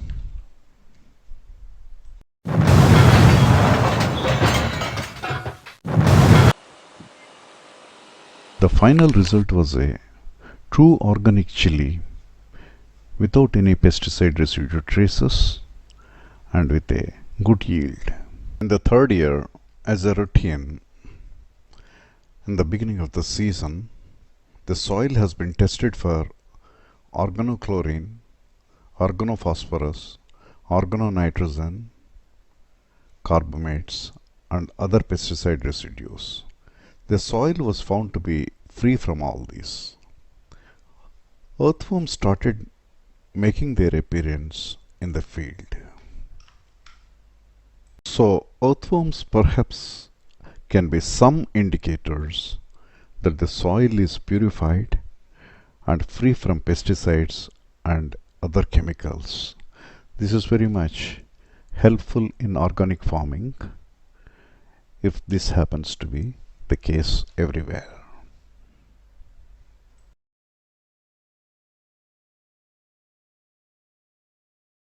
Hi friends, greetings from Dr. M.V. Rao. Please watch this small video on one important aspect of sustainable farming. Thank you. So, in your book you say a grower or farmer needs to know all about the product. Why? Because we have seen the positive outcome of such an approach in sustainable spice farming. Can you please be more specific? The grower's knowledge on the produce helps him and all partners in the supply chain. He can grow the variety in demand and can concentrate on the desired qualities. He can work in the direction of getting maximal yields. He can attempt to produce with minimal wastages so that the produce shall be economical and viable. Here we shall discuss the role of training in sustainable farming and implementing sustainable agricultural practices. Training is very important for understanding the concepts, implementation, and following uniform practices. Training is also very important for a general improvement, for discipline, and repetition of successful practices only, and avoiding unnecessary repetitive trials. Training is very important for authenticity, better marketing, and ultimately better profits. Let us now discuss various aspects of training on soil. One is nature of the soil, two is nutrient status, number 3 suitability for the crop, 4 preparation of the lands, 5 enriching the soil with natural products. The use of optimal quantities of fertilizers or manures, disposal of previous year's wastes and residues, not throwing waste like containers in the field. The other aspects include steps to avoid the formation of greenhouse gases, testing the soil including pesticide residues, and direction towards organic farming ready. The essential aspects of training on water include quality of water and quantity, source and supply. The other aspects on water are irrigation type, whether drip, sprinkler, flooding, etc. Optimal utilization and control of excessive usage, and ensuring no wastes or chemicals contaminate the water. The training on energy and fuel includes the control of fuel usage, maintenance of fuel stores and precautions, about energy utilization, and the control of greenhouse gases, as well as safety equipment and risk assessments. Now comes the training on pest control management. It should be according to the international standards on the usage of various types of pesticides, and an optimal spraying is essential, and training should be in this direction, as well as the spraying techniques and calibration measures of the spraying equipment.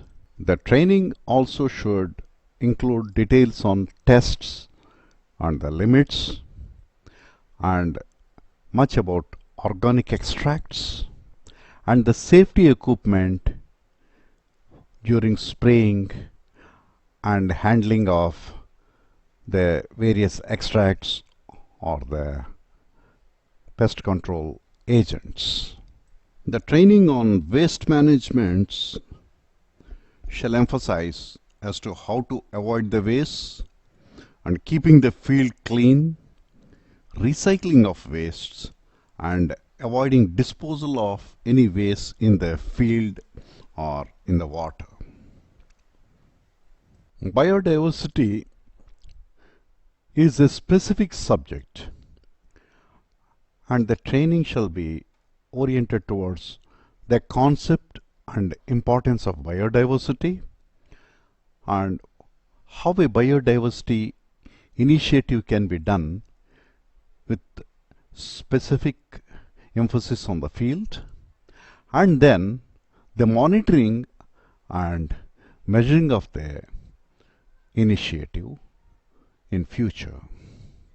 The other aspects of training shall be on maintaining the records, importance of records, the supply chain and the importance of supply chain, and the society and the welfare and animal welfare and methods. The other aspects of training also include the process and the safety, testing of a product, marketing requirements, and reduction of product wastages, as well as yield improvements for the product and other such important aspects.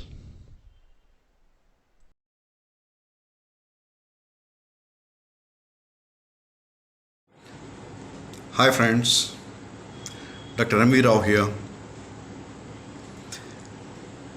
Today I want to start the first exercise in sustainability. As with every other standard or the procedure, we need to have a lot of exercises in order to reach the goal. The first exercise is the record filling, which is very important,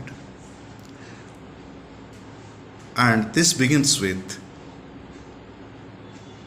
the details of the grower. First of all, the grower has to make up his mind as to how much of land he is going to allot for sustainable farming.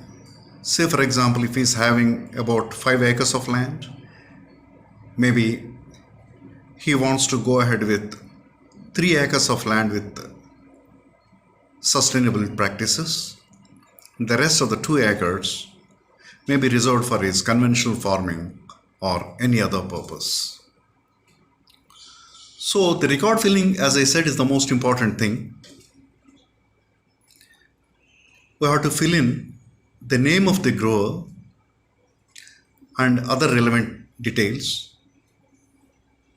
Second point is we have to understand whether it is his own field or a rented field, then what is the product he's going to grow? Then what is the acreage total? What is the acreage allotted for sustainable farming? And the normal yield per acre. When I said yield, it is in terms of finished product after losses in moisture and wastages, etc. Then we'll have to understand how much of product is going to come in the allotted land for sustainable exercise. Then where is the land located, the location, and the longitude and the latitude, which can be easily obtained from the internet. Thereafter, what other crops in the vicinity are there? That is also very important for us, because whatever others are using as to protect the crop, some of these chemicals or something else may be falling into our field. Then we'll have to take protective measures. This is the reason why we need to understand what all the surrounding areas, what are they growing in the surrounding areas too. So with this, we'll fill the name of the farmer, the details, then what is the product and how much of field, that is the area in acres. Sometimes it is in bighas also, or whatever the local measurement is. Mostly ultimately it is going to be getting converted into acres. Then what is the expected yield per acre? Thereafter, what will be the total yield like of the finished product? So with this, the first exercise is finished, and we'll go on to the next exercises in due course of time, one by one. And I want to produce this as a series to complete the sustainable exercise questionnaire. So thank you. See you again. Bye.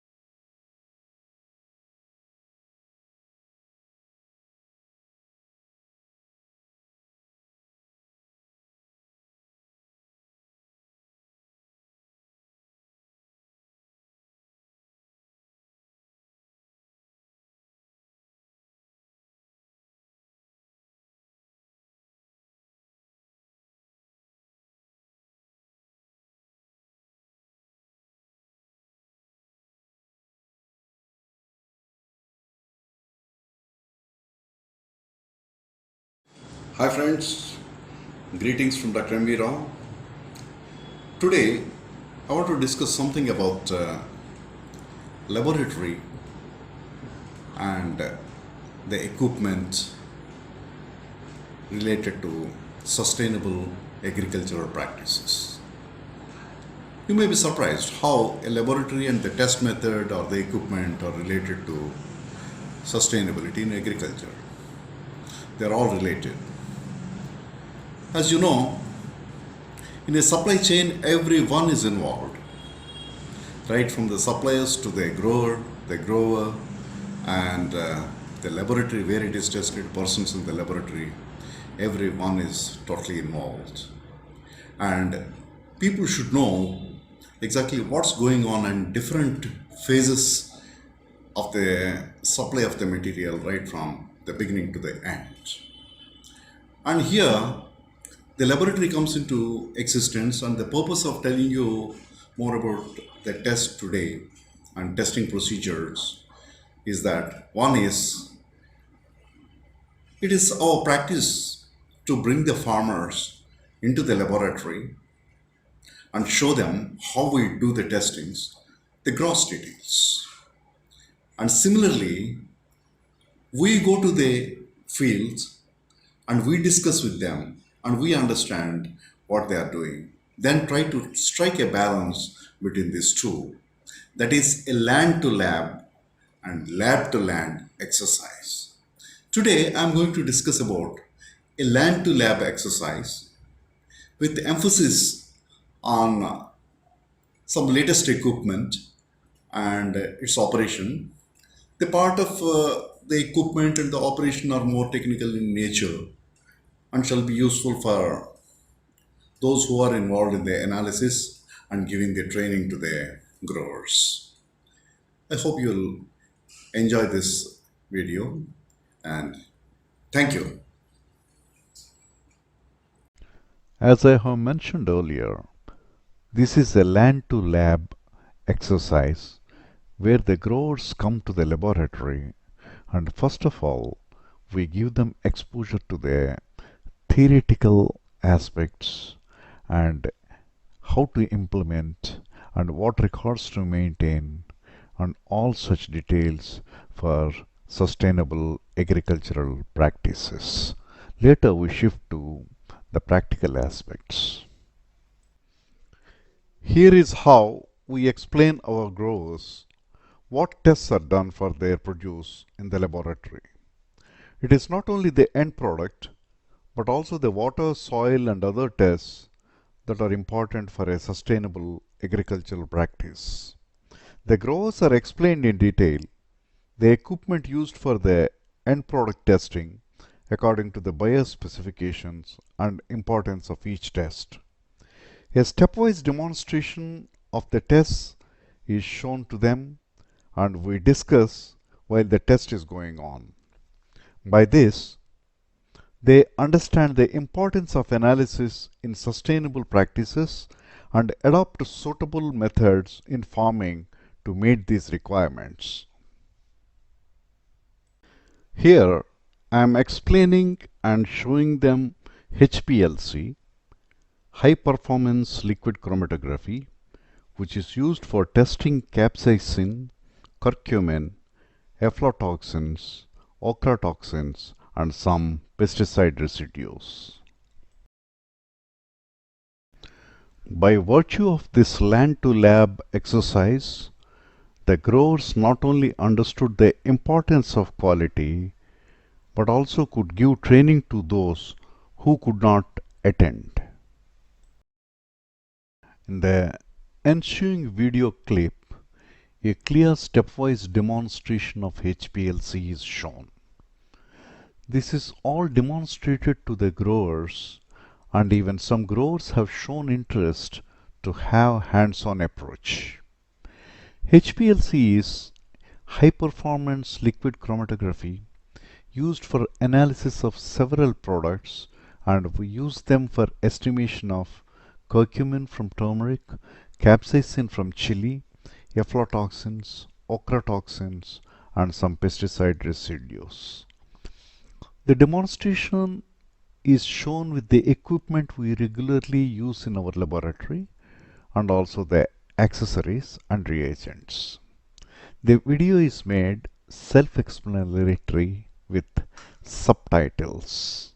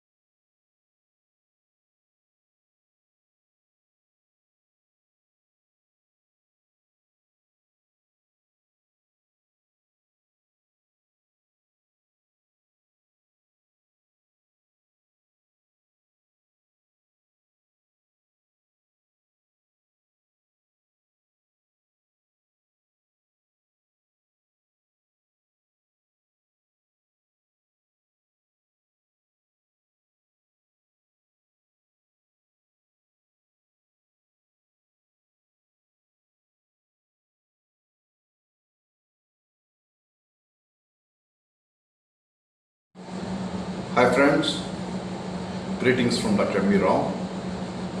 In this video, I wish to share some of my experiences of lab to land exercise.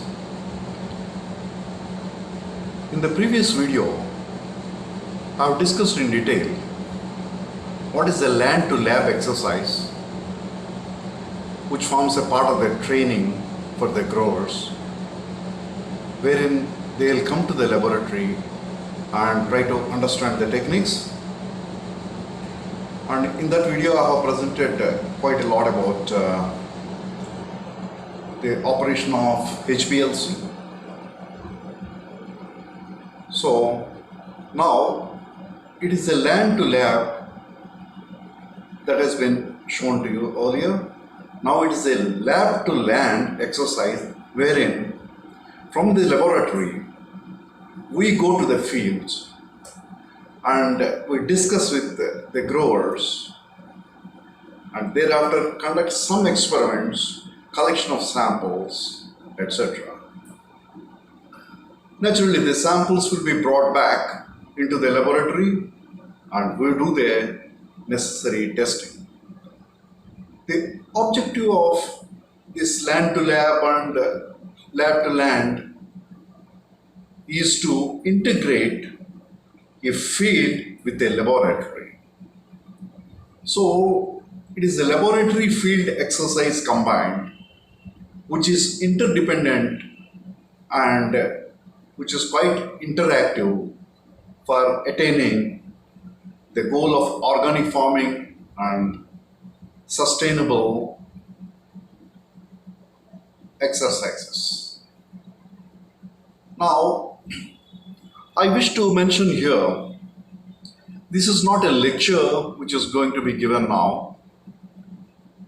My objective is not that, but my objective is to share my experiences with you so that they may be useful somewhere. These are purely our experiences in the field and our testing methods and the results, whatever we got in the past so many years of this sustainable exercise. So I cannot generalize on any particular aspect as far as the field is concerned. It is only sharing of my experience, and it may vary from field to field or within the same field, because in a laboratory we can have a control on the experimentation with the measurements, exact measurements and exact operation of the equipment and conditions which give repeatability and reproducibility. They should give. But in a field, this is not just possible because so many factors, climatic factors and the availability of water, soil and the human management, so many factors come into existence. Our objective is ultimately to understand what's going on in the field and do the exercise accordingly and try to attain a sustainability goal with respect to the particular field. In this particular video, I want to show you something about the insects, especially the thrips.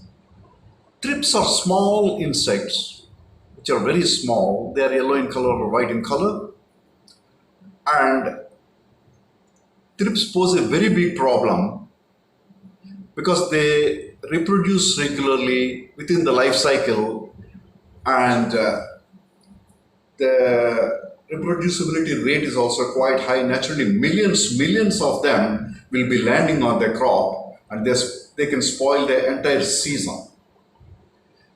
Thrips really suck the sap of the leaf, so that the leaf becomes wilted and ultimately it leads to the death of the plant.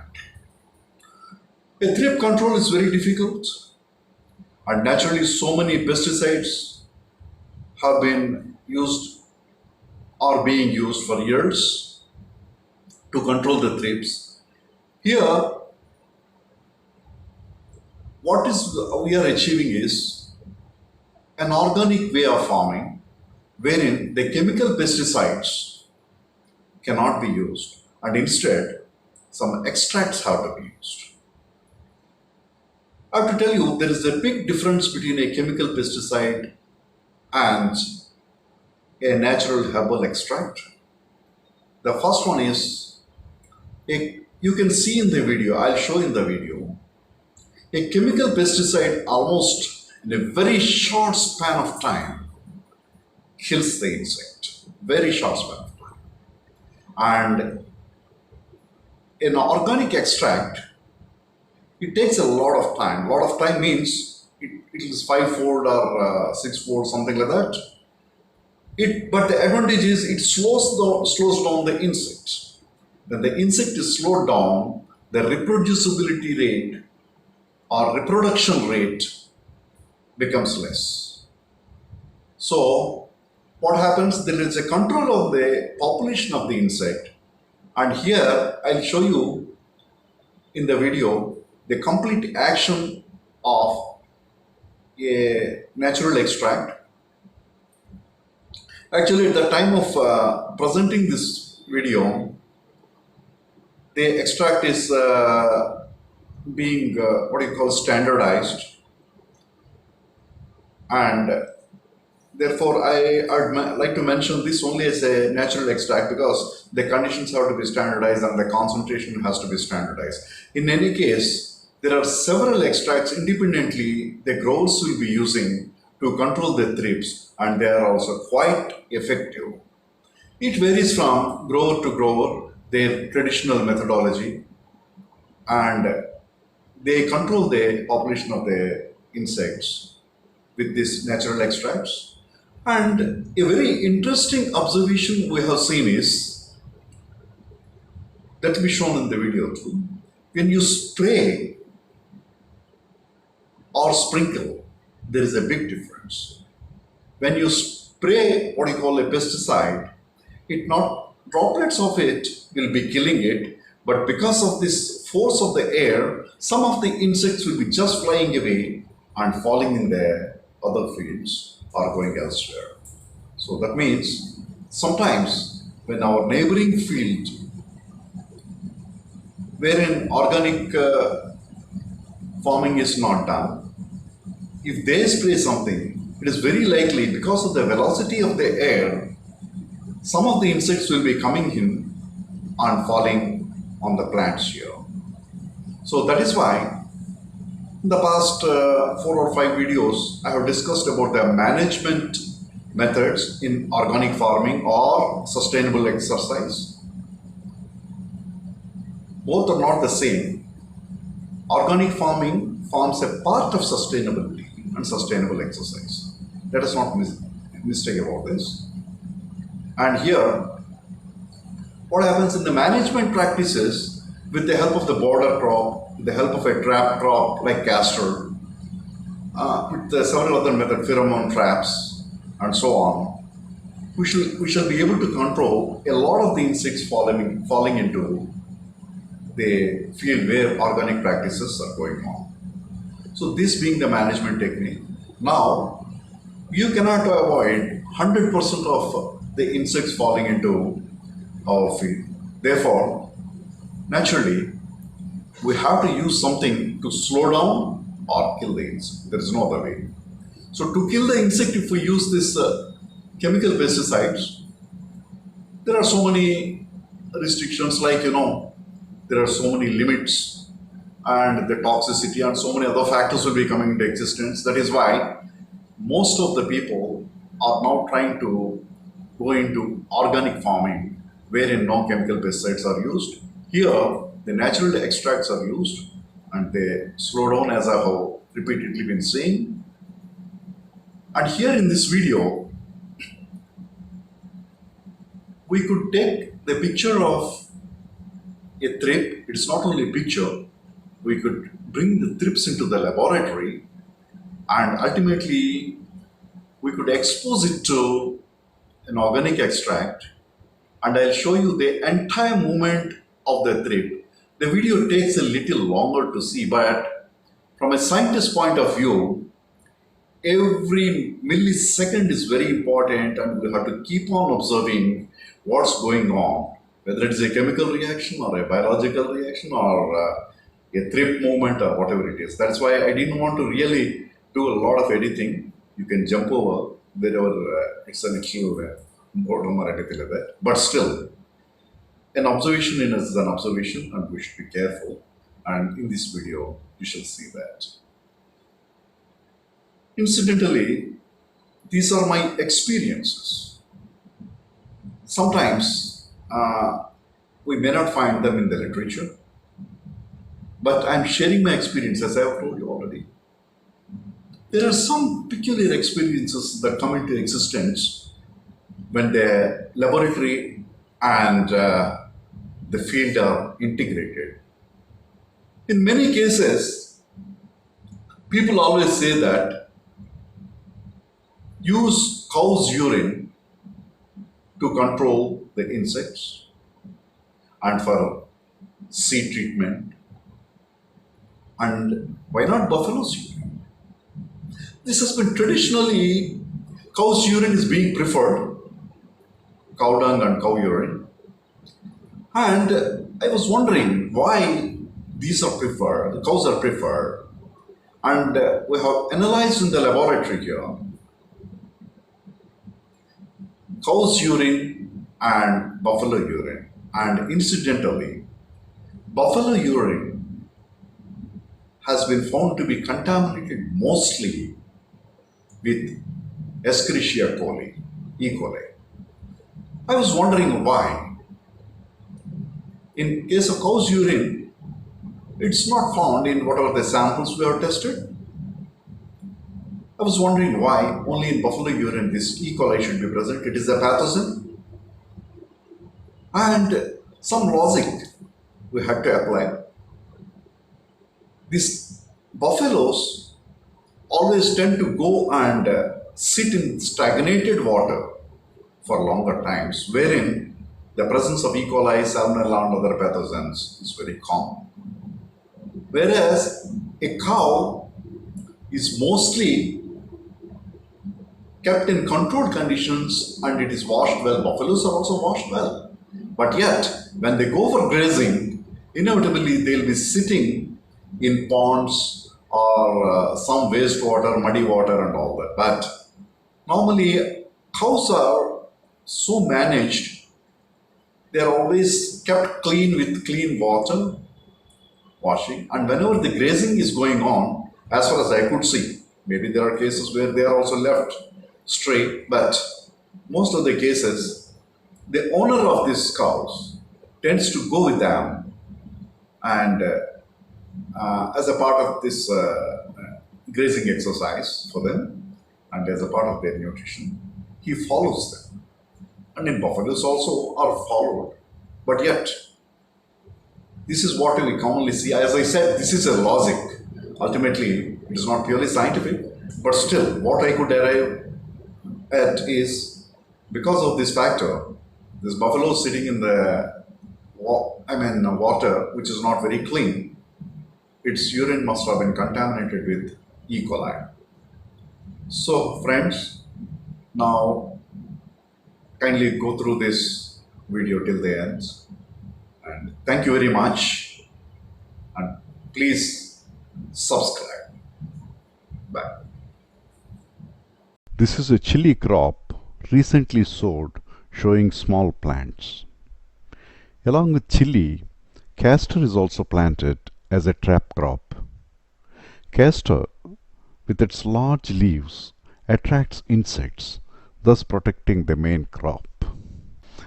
As expected, there were some thrips which have fallen and started growing on the castor leaf.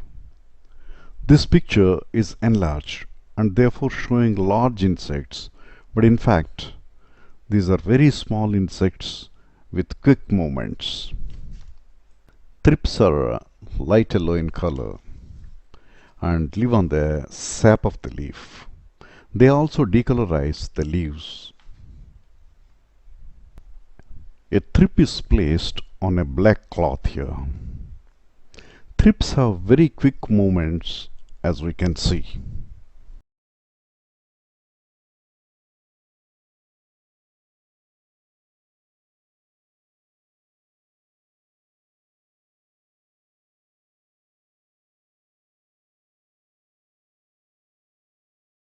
This is a conventional power spray used for spraying of pesticides. We noticed while the droplets fall on the leaves, some insects are killed, but some fly away due to the velocity of the spray. In our trials with the natural extract, we have noticed the same phenomenon in the laboratory. All of the insects flew away. Therefore, we have applied the extract on the cloth around the thrip to see the effect of it.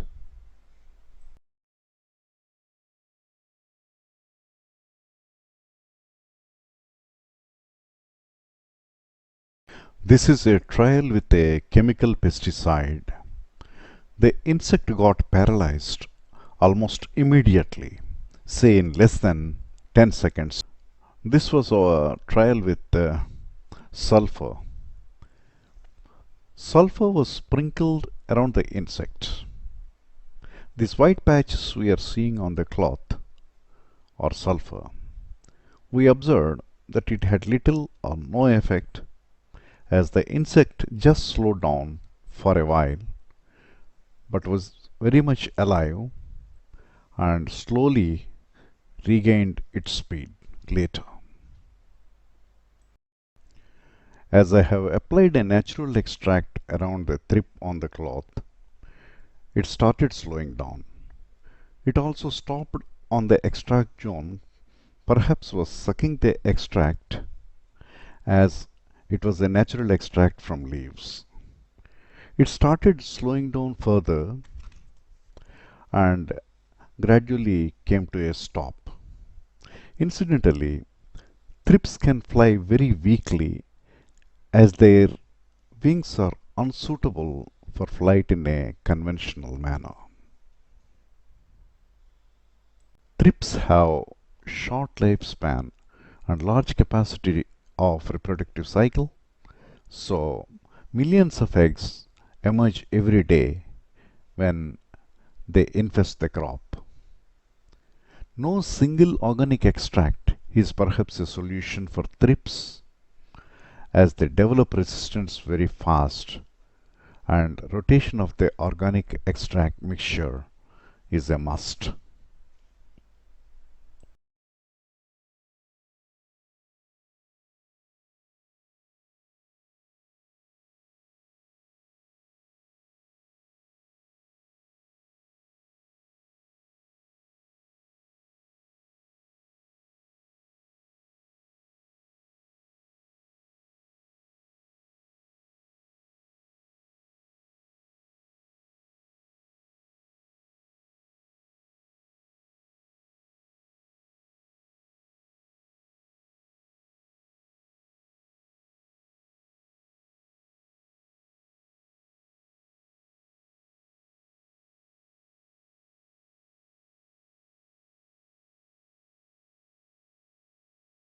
We can see now that the speed is reduced. Further, the movement also became erratic. In short, it has become lethargic. If it becomes slow, then the reproductive rate goes down and thus the population of the insects can drastically be controlled.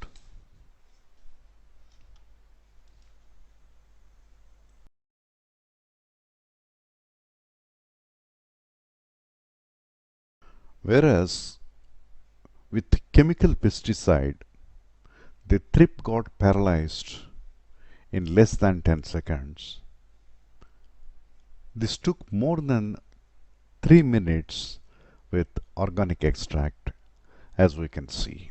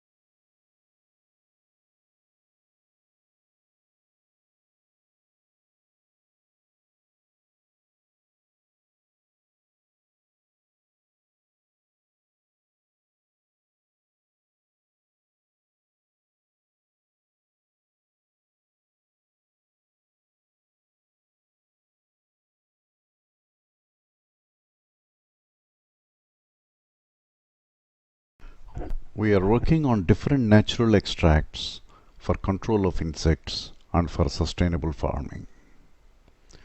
Work on the extract presented in this video is in progress at the time of making this presentation. We are yet to work on the field level application in a limited area, the dosage and the after effects. Everything we'll have to study. Since it is natural, it is totally non-toxic. I hope to come up with more updates in the near future. This video is on the spraying technique of natural extracts in organic farming. This video shows how to make a natural product for insect control with more effect while spraying. There are three aspects of a natural extract for insect control.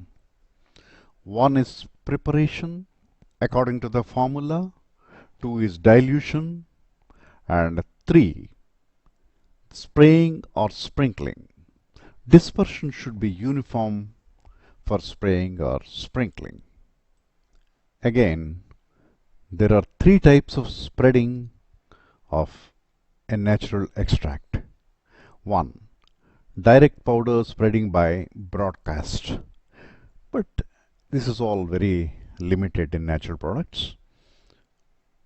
Then wettable powders are water dispersible powders. These are to be diluted with water to make uniform dispersion. Then fixed or natural oils. They should be made into emulsion before spraying and should not separate in the sprayer. Now we'll discuss the difficulties in spray or the spread methods. One is, if it is a direct powder, it shall be non-uniform and there shall be a lot of wastage. If it is a water dispersion, again it will be non-uniform if the dispersion is not done properly. This solid tends to settle down. Then if it is an oil type, the oil separates out and difficult to get mixed with water. Now let us discuss how to overcome the difficulties in spraying. One is, if it is a direct powder, it just shall be manual. We'll have to take in portions and spread in the field uniformly. Number 2, if it is a water dispersion, we have to add a little natural gum for suspension and stir it well. Number 3, if it is an oil water emulsion, add some natural emulsifier. We found soap nut is quite effective. Saponins in soap nuts give foam and emulsify too to some extent. In this picture, we'll see a typical power sprayer. The larger particles tend to settle down even if slight agitation takes place in the tank. This is a low power sprayer, but here too, the larger particles tend to settle down irrespective of the slight agitation. The next part of the video shows how extracts can be made uniform. This is in the laboratory trials. Water-soluble extracts pose no problem in spraying as they are in a dissolved form on dilution. The water-insoluble powders tend to settle down. For example, turmeric powder-based natural extracts. Here the solution is addition of a water-soluble biodegradable natural gum. Such a gum helps in suspending the extract uniformly even if it is water insoluble.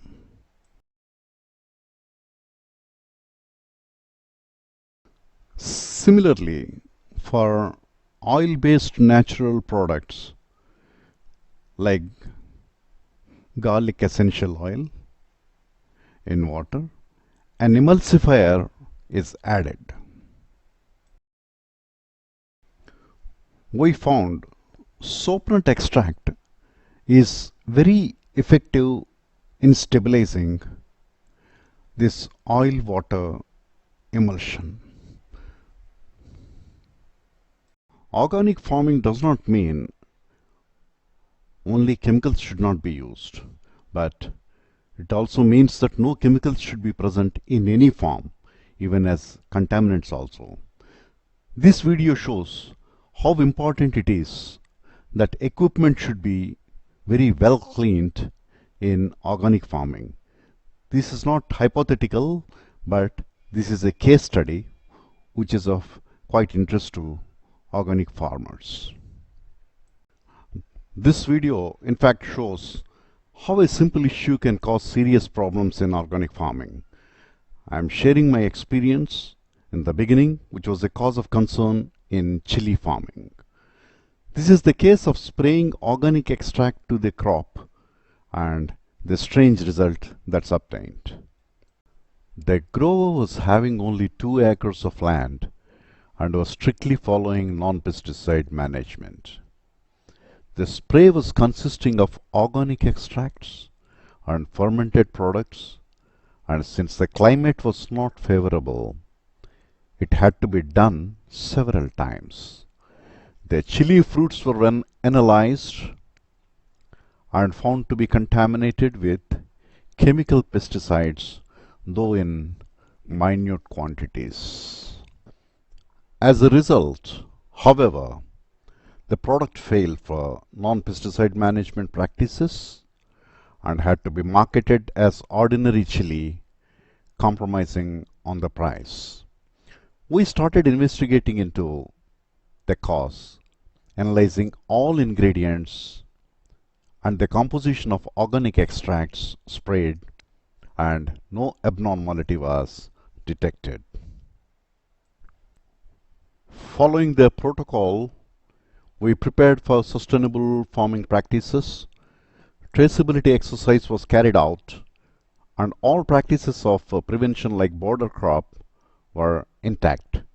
Finally, the cause could be traced out. It was the sprayer. The sprayer was rented by the grower from a source where chemical pesticides were sprayed with the same equipment always. It is not unusual to rent a sprayer, but the washing of the sprayer was not done properly.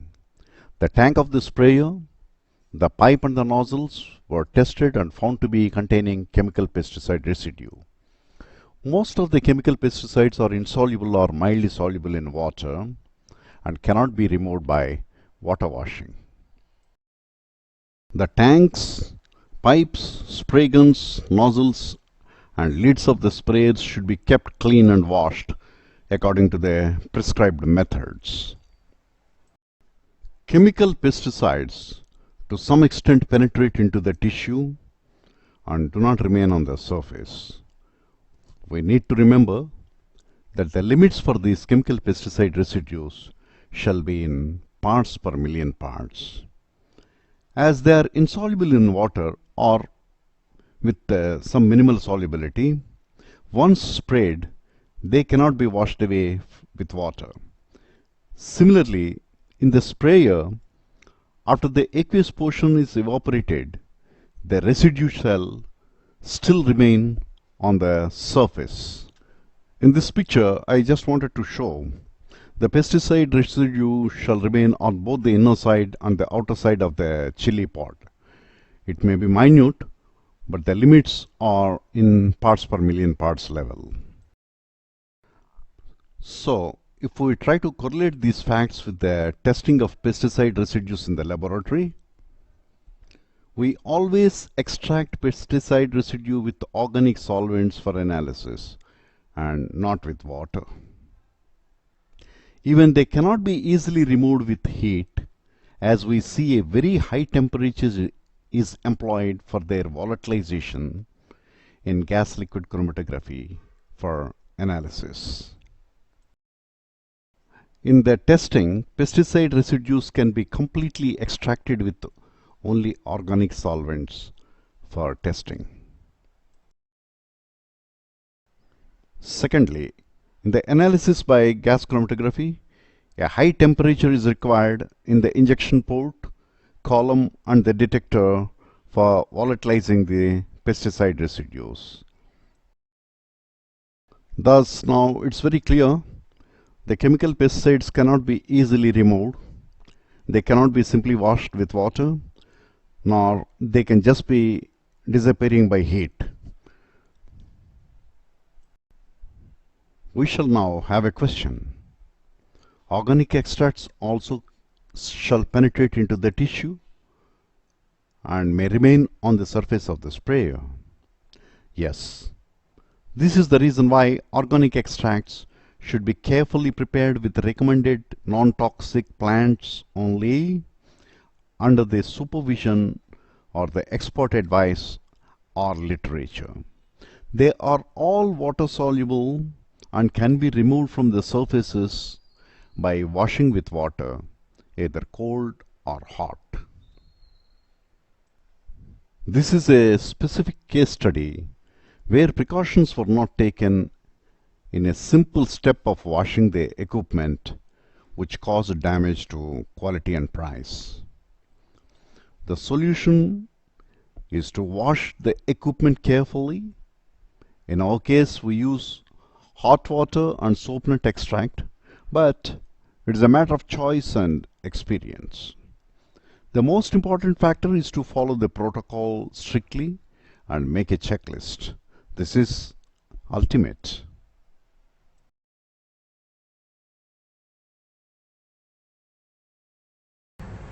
Greetings from M.V. Rao. See these delicious chilies? Ever wondered how they reached this plate? Here is the story. Chilies from plant level to plate level. Please watch the video and consider subscribing. Thank you. These are the seeds of chili. Since I am interested in natural farming, these are treated with only organic natural extracts. These seeds are cleaned and are now ready for sowing. This is my empty field. It is cleaned after removing the waste left after the previous year's harvest. Compost is added and well spread in the field. The next stage is tilling the land.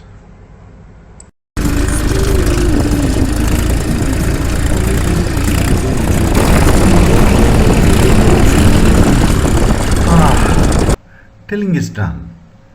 Now the land is ready for sowing. Now see my beautiful chili land ready for sowing the seeds. See how we are sowing. The seeds are poured into the funnel and reach the soil through the pipes. This is done slowly all over the field with this device attached to a slow moving vehicle. Now in 15 days after sowing, we are able to see young seedlings of chili here. In this stage, you can see weeds are being removed manually. Now after a month's time, the chili plant is well grown. You can see on my right there is well grown chili plant, and this is a stage where excess unnecessary plants are removed and weeds are also removed. Towards my left is the heap of the waste plants. Now the chili rows will be in order in a good sequence.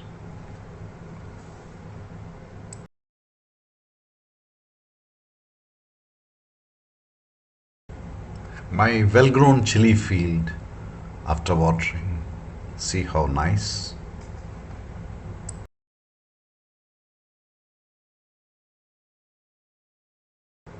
There we see the flower of chili from which the fruits arise. We must bear in mind, chili is a highly susceptible plant for insect infestations and viral as well. We must be constantly monitoring and should be ready to face with a suitable spray. In my case, it is organic spray only that I use to attack the insects. You can see this in the next portion of this video too.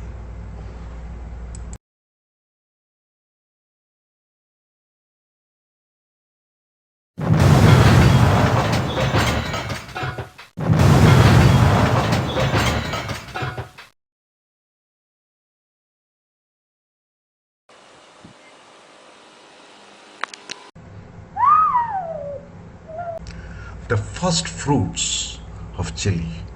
Oh yeah, I'm really excited. There's no doubt about it. The fruits of all my efforts till now. Wow.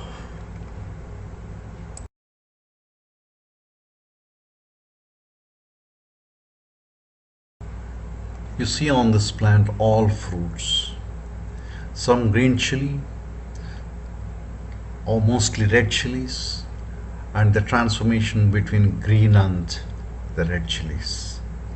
So these chilies will be picked up manually and they'll be subject to drying to give dry red chilies, which you'll be seeing now.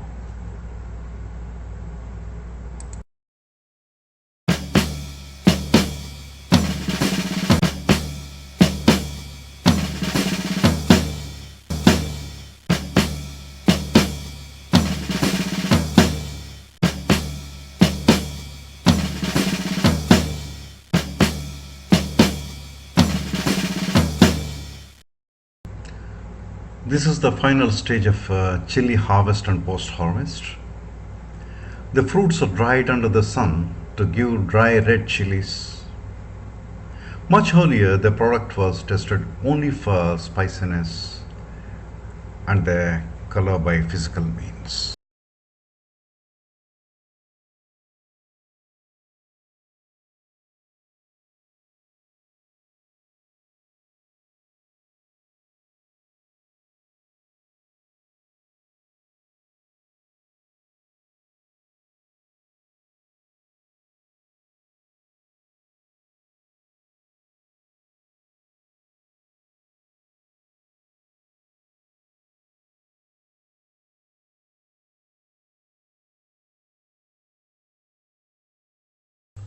Thank you for watching the video. See you. This is a video on red chilies. Red chilies are marketed in different forms, and in this video a laboratory experiment is carried out to show how much of a proportion each part of the chili pod has. There are about 3000 varieties of red chili. This variety is called S4 LC334. It is moderately hot and medium sized. The minimal and the maximal sizes for this variety are shown in the picture on the right. This picture shows the basic anatomy of the chili pod.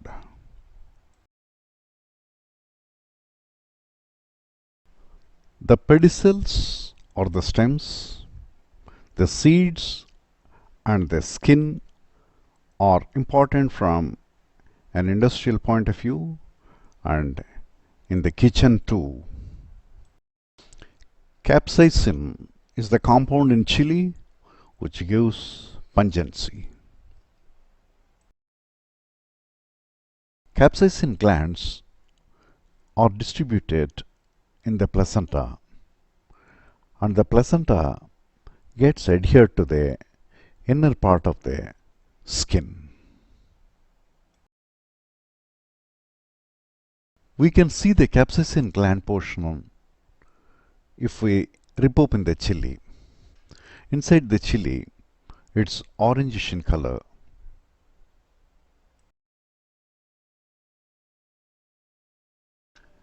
Keeping these facts in mind, now we shall do a quick, simple experiment.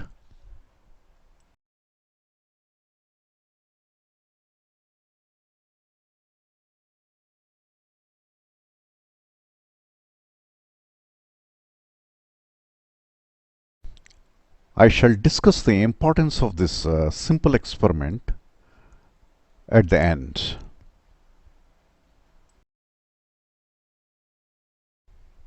I have taken 10 chilies weighing 10.764 grams. I have removed the pedicels from these 10 pods and kept them separately.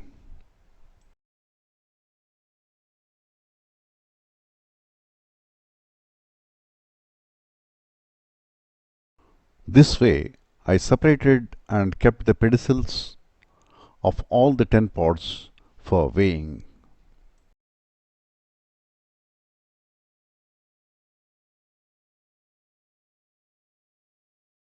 The weight of the pedicels was found to be 0.947 grams.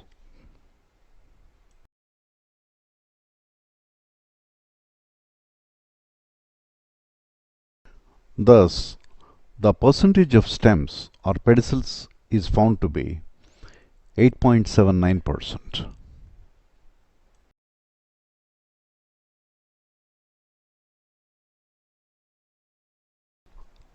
Now, I am removing the seeds from these 10 chilies.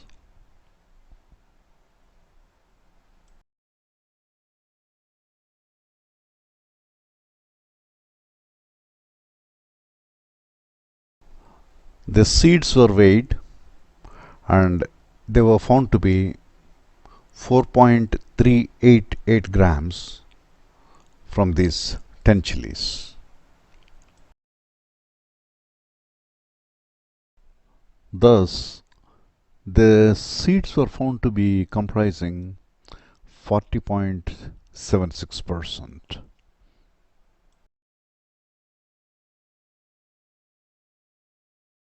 Now, let us discuss the significance of this experiment. These are the marketable forms of chilies. One is the whole chili, the stemless after removing the pedicels, and there is a crushed chili, and there are flakes, and ultimately it is the ground chili or the chili powder. Chili powder can be either stemless or with stems. With the available data of the percentage of stems and the percentage of seeds, the processor can understand the process loss aspects while making these products from whole chili. He can understand how much of pedicels will be lost if he makes a stemless chili. Likewise, if he makes a cut chili or chili flakes, how much of loss will be there on account of the seeds and the stems. This enables him to take a major decision on the pricing. Since the proportions of stalks and the seeds and the SHU vary for different varieties and supplies, the processor can take a quick purchase decision as well. The results obtained are indicative, represented from one lot. They may vary from lot to lot. Based on the results of the pedicels and the seeds, we can calculate the cost for the manufacture of stemless chilies and seedless chilies, taking into account all other process losses. This video is to show how moisture control is very crucial in spice farming. Moisture appears to be a very simple factor and simple analysis, but it has a lot of impact on the food products.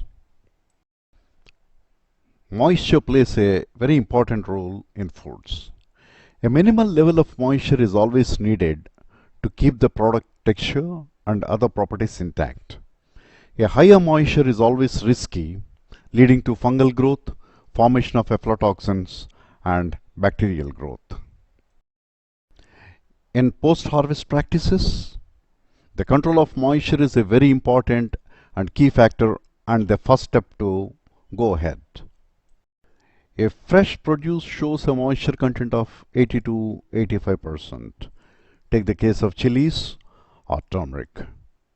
It is to be properly dried to preferably less than 12% to avoid fungal attack and the formation of aflatoxin.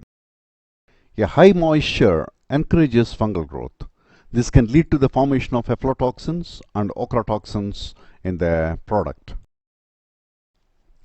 This picture shows aflatoxins B1 and B2 in a TLC picture. Aflatoxin B gives a blue fluorescence under UV and G gives a green fluorescence. A higher moisture also encourages bacterial growth. The above picture shows a plate with bacterial colonies. Moisture control is very essential, but the product should not be bone dried or over dried. This small experiment is to only demonstrate that when it is bone dried, the product becomes totally unacceptable. Over drying makes the product lose its organoleptic properties and also the texture. Over drying normally takes place when the product is machine dried and does not usually happen with the natural sun drying, but it all depends on the nature of the product too. While drying, placing the wet material in heaps always shall be risky, as the inner layers enable the fungal growth. As far as possible, spreading of the product is safe. This type of spreading in a thin layer is important so that the product dries fast and the risk of the formation of aflatoxins is very low. The laboratory moisture test by oven method is well known by testing the loss in weight at 105 degrees in 3 hours in an oven. But this is not suitable for products with volatile oil, etc. A detailed video on moisture test in foods is presented in this channel. In conclusion, control of moisture is very crucial step in the post-harvest. It decides the quality and the price of the product. Proper and optimal drying is needed to protect the material from bacterial and fungal spoilages. Optimal drying should be done and not excessive drying to upkeep the organoleptic properties and texture. The product should be frequently tested while drying and the drying practice should be optimized. Hello, greetings from MV Rao. This video shows a stepwise approach on moisture determination in foods by oven method. Please watch the video and consider subscribing. Thank you. Before we go into the method, we'll try to understand the role of moisture in foods. An optimal level of moisture is always essential to keep the structure, texture, flavor and taste of food. Higher moisture levels may be due to insufficient drying, absorption from atmosphere or contact with water even after drying or during processing or transportation or even after packing. Higher moisture always causes problem of spoilage of food, bacterial contamination and fungal contaminations. Fungal contamination may produce aflatoxins or ochratoxins which are harmful. Further, a high moisture food supports the growth of pathogenic bacteria too. Therefore, it's essential to ensure the food products contain moisture at a safe level and to monitor the food at many stages.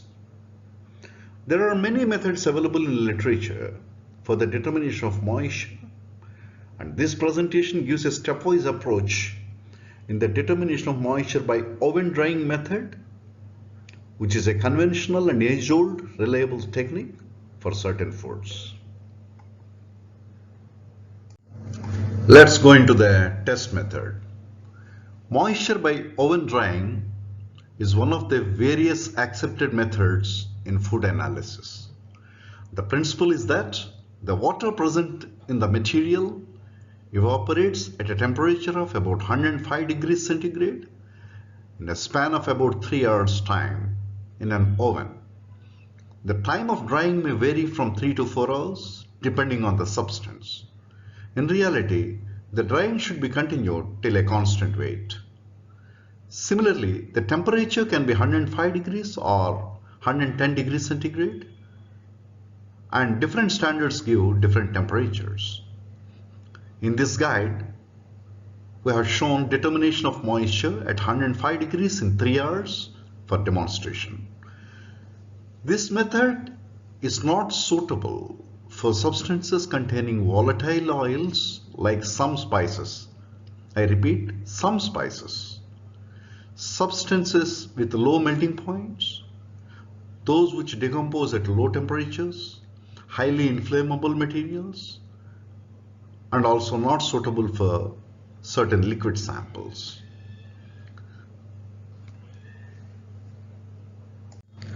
This is a digital balance of 0.1 milligram sensitivity, which I use for testing moisture. This picture shows an empty weighing bottle with lid, which is ideal for moisture test. The lid prevents reabsorption of moisture from atmosphere after drying the sample.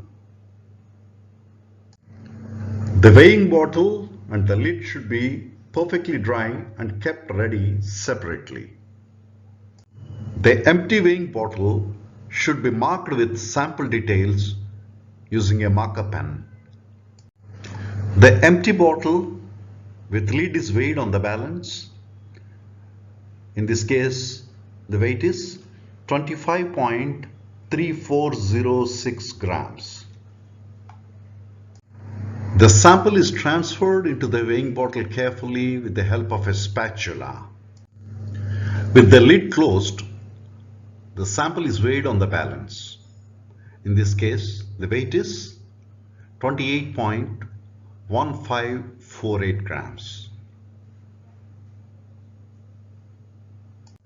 This picture shows an oven with a temperature adjusted to 105 degrees centigrade.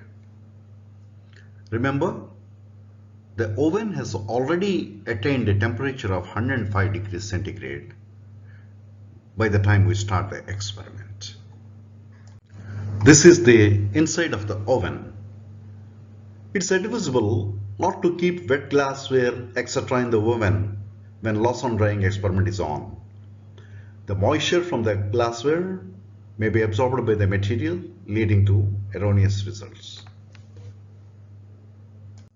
The weighed sample is now ready to be kept inside the oven with the lid removed. The lid must be kept separately in the oven. The sample is placed inside the oven as shown in the picture. The lid is kept separately in the oven too. The door of the oven is closed after placement of the sample. The temperature of the oven should be finally 105 degrees centigrade. The door of the oven should not be frequently opened. After 3 hours of drying, the bottle and the lid are removed from the oven with the help of tongs. The bottle is now placed on a clean dry petri dish and the lid is placed over the bottle. The bottle is placed in the desiccator or calcium chloride. The bottle is cooled in the desiccator to room temperature. The bottle with the lid is removed from the desiccator and weighed. The process of drying, cooling and weighing is repeated till a constant weight is obtained. This is the final weight. In this case, it is 27.8306 grams. Let's get into calculations.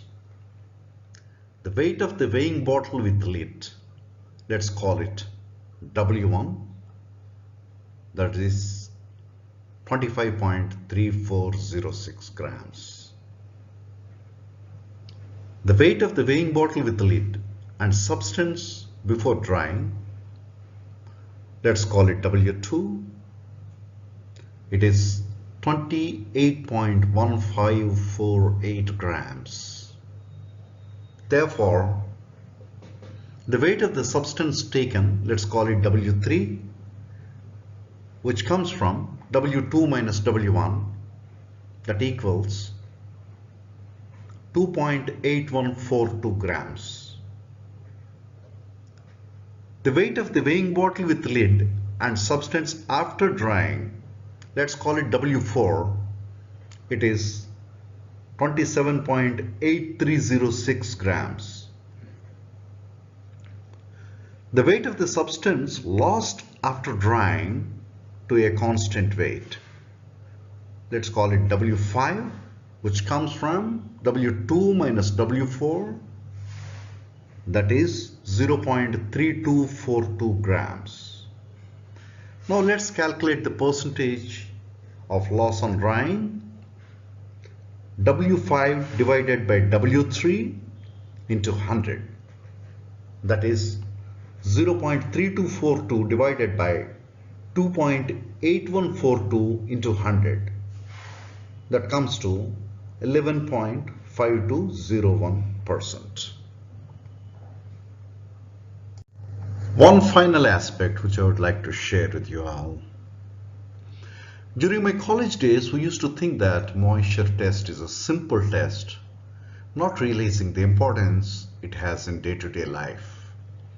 Today, I deal with agricultural produce, natural products and foods from farm level to fork level and land level to lab level, and find one of the most important parameters is moisture. It is one parameter which is very crucial and plays with commerce and science and affects both when not controlled properly.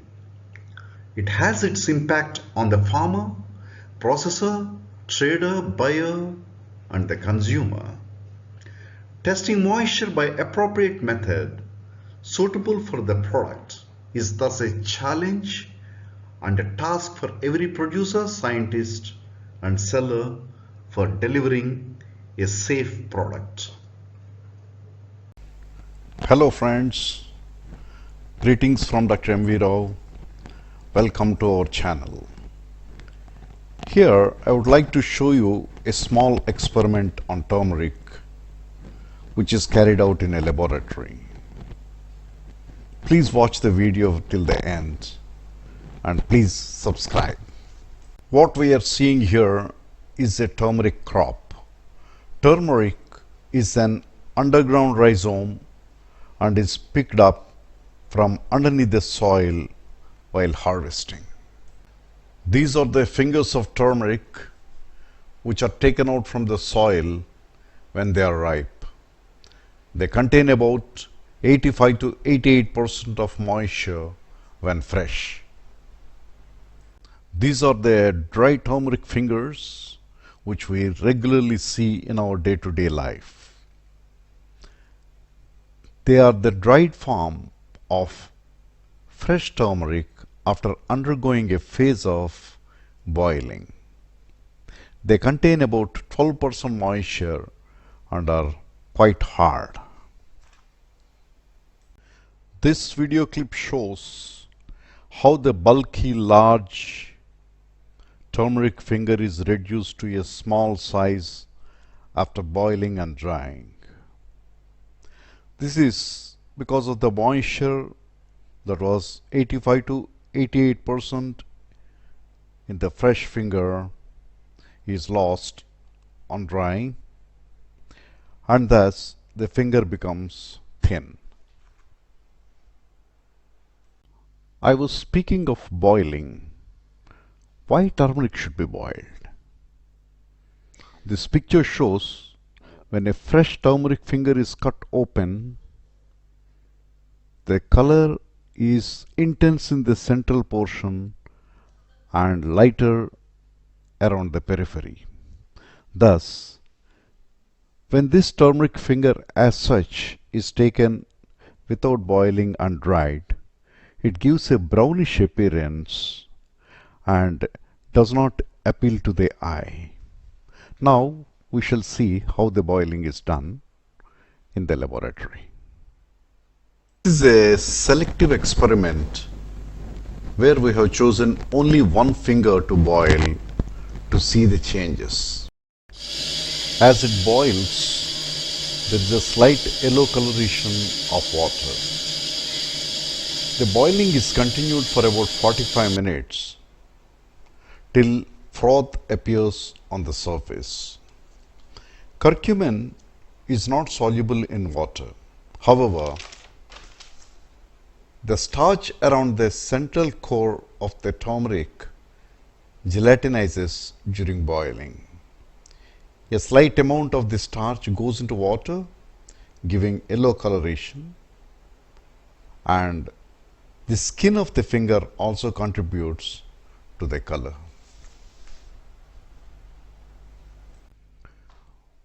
Once the boiling is done, we can see that the curcumin from the central core gets distributed in the finger uniformly, thus attaining yellow or golden yellow color. This is the main purpose of boiling turmeric as a post-harvest practice. In these slices, the difference is very clear between the left unboiled and the right boiled turmeric. In the left there is a central zone, and in the right the piece is totally uniform, as already we have seen. This experiment on single turmeric finger is to show how curcumin gets distributed and how starch gets gelatinized. This is basically the process of post-harvest of turmeric in the field, and boiling is done by various methods. In fact, there are three notable curcuminoids, that is curcumin, dimethoxycurcumin, and bis-dimethoxycurcumin. Of these, curcumin is the most active component. One more interesting constituent in turmeric is the volatile oil or the essential oil. While curcumin may vary from 1.5 to 8% in different varieties, volatile oil also varies from 2.5 to 7%. Coming back to boiling of turmeric, after the boiling is over, the product is dried under sun. It may vary from 14 to 21 days of drying depending on the sunlight. So in the field, after the drying is over and the moisture is brought to about 15%, the product is then taken out and then subjected to polishing in polishing drums. Polishing makes a uniform surface and it removes the skin and it gives a good appearance as such. After this is done, the product is ground to the desired mesh size. Hi friends, this is Dr. M. V. Rao. Welcome to my channel. We shall see in this video some spicy facts on dried red chili. What is the most pungent part of the dried red chili. Please watch the video till the end and please subscribe. As we all know, this is the whole chili that we see in our day-to-day life. This picture shows pedicel and calyx of chili, which is commonly referred to as stem or stalk of the chili. This can be removed from the chili with ease. Once the pedicel is removed, these become stemless chilies. In some recipes, stemless chilies are used. These are seeds of chili. Seeds of chili contain fixed oil. A general thinking is that chili seeds are the most pungent, but we shall see this aspect in detail in this video. This is the skin of chili, as it is commonly known, where the seeds and the pedicels are removed. It contains 3 layers: exocarp, mesocarp and endocarp. This portion of the chili is also very popular for its use in different recipes.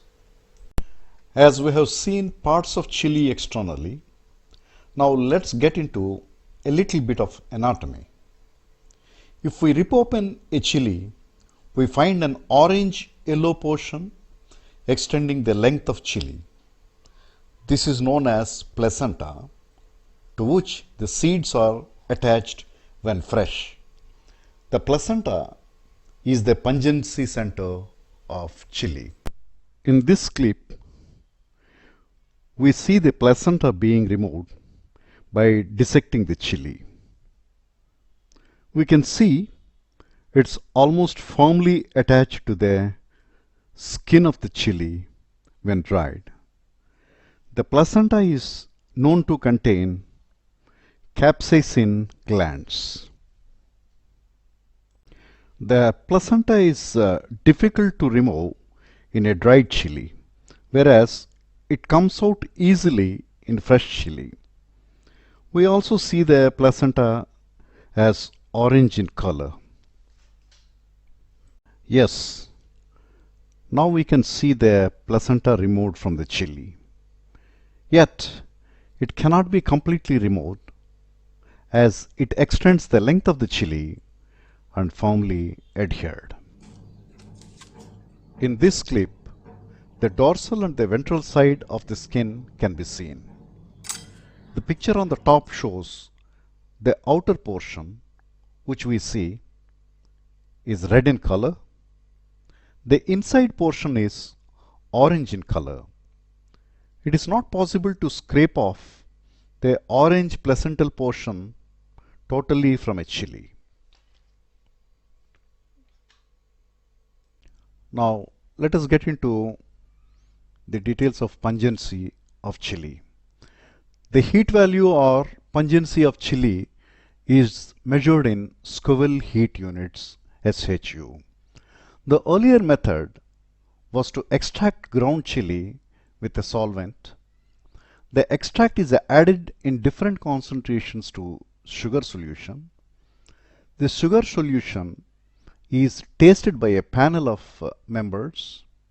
The concentration where it produces a stinging sensation in throat is noted.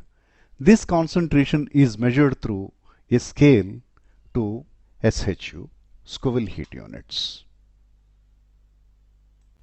This clip shows in brief the details of the test done for Scoville heat units with sugar solution. Today, in most of the laboratories, pungency is measured as capsaicinoids by modern instruments like HPLC. The capsaicinoid content is then converted into Scoville heat units, SHU, by simple multiplication factor. This clip shows the test method of capsaicinoids by HPLC. on each portion of chili. After extracting independent portions of chili with suitable solvent, the extract is injected into HPLC, that is high performance liquid chromatography. There are three capsaicinoids, and with proper calculation and summation are referred to as capsaicin content of chili. In our case, for a study, we have performed the capsaicinoid content on whole chili, pedicels, skin, seeds, and the placenta. The results were amazing. Here are the findings. In the whole chili, we found 9,500 Scoville heat units. This is a moderately hot chili. In the pedicel, the heat value was found to be 270 Scoville heat units. Even this small heat value must have come through the placenta bits that got attached to the pedicels. The skin showed 4,600 Scoville heat units. As I've already mentioned, the inside of the skin will always tend to contain some portion of the placenta firmly attached to it. Now comes the actual pungent factor, the placenta. The placenta showed a heat value of 1,65,000. This is the pungent portion of the chili. So friends, pungency or heat value of chili is because of capsaicin. Pungency is expressed as Scoville heat units or SHU. It is a known fact that placenta of the chili is the pungency center of the product. In this video, I tried to present independent Scoville heat units of various parts of chili. The study of heat value in detail shall be useful in value addition to a grower, and proper varieties can be chosen. The processor can decide how to adjust the heat value by proper blends of chili. Since stems are not much of heat value, value addition can be aimed at by production of stemless chili. This video shows the importance of color value of chilies. Color and pungency are different factors. The red color of chili is due to carotenoids. The pungency or heat is due to capsaicinoids in chili. So, a red colored chili does not mean it is pungent. The capsaicinoids are found in the capsaicin glands as seen in the picture on the right side. The pungency depends on the variety of chili, similarly the color. The whole chili, when ground, gives orange-red color due to the inside orange color and the yellow seeds. Some varieties give red color as the carotenoids are higher. This picture shows green, red chilies and some in transformation. Now coming back to color value of chilies. Color value of chilies is measured by spectrophotometric method. The most popular is the ASTA method. The chili powder is weighed and dissolved in a suitable solvent like acetone. Then the mixture is kept in dark for about 16 hours. Later, it is filtered and the filtrate is measured at 460 nanometers in a spectrophotometer. The color value is calculated taking conversion factors to SI units. The higher the SI units, the higher is the color. Chili powder is weighed on a balance first. Then it is transferred into a volumetric flask.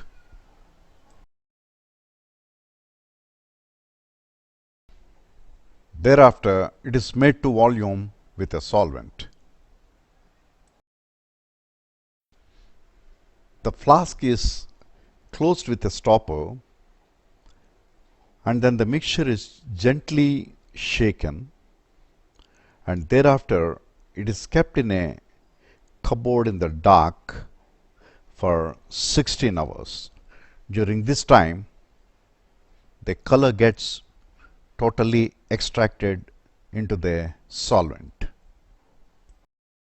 Then the contents of the flask are filtered through a filter paper, or alternatively, the flask can be kept aside for a few minutes and the supernatant can be taken for testing the color in a spectrophotometer. This picture is just to show how the color is totally extracted by the solvent. On the left we find the red chili, original chili powder, and on the right the color is totally extracted and it is appearing brown in color. Now the color of the supernatant or the filtrate is measured in a spectrophotometer, and then the color value is calculated. Now let us summarize. There are two deciding factors for the purchase of chili. One is color, second one is heat or the pungency. Hello friends, greetings from Dr. M. V. Rao. Today we shall see briefly the importance of a laminar flow workstation in a microbiological laboratory and a smoke test to show how it functions. There are horizontal and vertical laminar airflow workstations, but we shall confine to horizontal workstation. Laminar flow workstation is used in the manufacture of sterile products like injectables, in mushroom cultivation laboratories, and pharmaceutical and food microbiological laboratories. This is a front view of the laminar flow workstation. A motor from the rear drives air which is passed through a HEPA filter or high efficiency particulate air filter, which filters and retains particles of 0.25 to 0.3 microns. Thus pure air comes out, which travels in a linear direction horizontally. There are UV lamp, a fluorescent lamp, and a manometer attached to the unit. This picture shows how the filtered air travels in straight lines. The air drives away any bacteria likely to fall on the bench so that any plate of media shall not be contaminated from aerial microbes. This is a small video clip where the motor was off and an incense stick was placed in the workstation. It may be observed the smoke from the incense stick gets distributed randomly in the workstation. Now the motor was put on and the smoke shows linear movement in straight lines. This demo is to show the movement of filtered air in the equipment. This is a closer view of the picture to show the linear movement of the smoke. When the pure air travels in straight lines, it drives away the bacteria in the workstation so that in the plate there shall not be any microbial contamination from the air. This is the purpose of the laminar flow. Here is a clean picture of the nutrient agar plate after exposure in the laminar flow workstation and subsequent incubation. There is no contamination at all from the air. While laminar flow workstation protects the work, it does not protect the operator. The microbes shall be landing on the operator.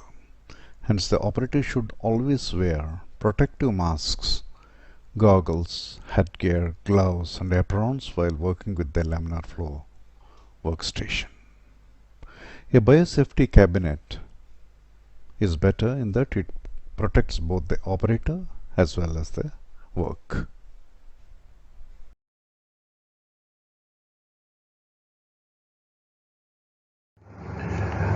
Hello, my name is M.V. Rao. Welcome to my channel. I present here a video showing swelling ability of a natural forest produce, gum karaya. I had an opportunity to work on this product right from forest level to the end user level, and I am happy to share with you some of my studies and experiences. Please watch the video and subscribe. Thank you. The picture on the top shows a mature gum karaya tree, the botanical name being Sterculia urens. The tree grows on rocky hills and attains a height of about 30 feet or more. The gum comes as an exudate from the bark on injury or by way of incision. Commercially, the gum is marketed in bulk in 3 grades based on the appearance and the bark content. Well, I shall discuss in detail more about the tree, the grades, etc. in my forthcoming videos. For the present, we shall concentrate on a good quality gum karaya of grade 1 in this video. Let us see this wonderful product. In this video, we shall see a wonderful feature of gum karaya. The raw lumps are broken into small pieces. As we see, some are white and some are tan in color, no matter. The broken pieces are then crushed and sieved through a mesh for uniformity.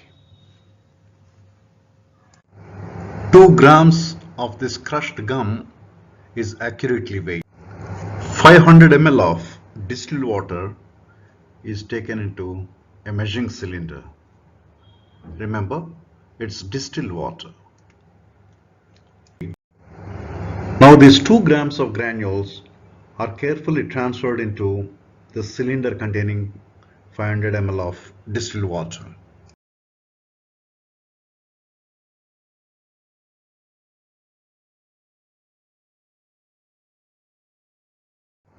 After transfer, the water is gently stirred with a glass rod. This is to ensure that any particles floating on the surface settle down.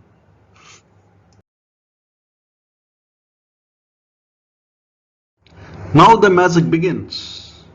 In less than half an hour, the gum swells to about 250 ml. Leave it aside for about 4 hours. Wow!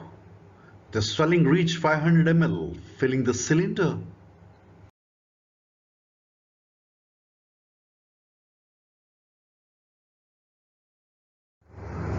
We can see the particles have absorbed water and swollen and became larger while the gum is still non-sticky.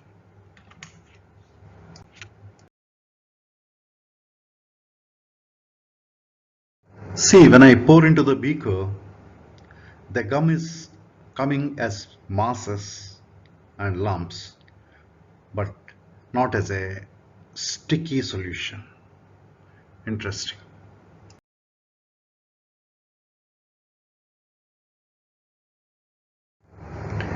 Another experiment is conducted in a 1000 ml cylinder.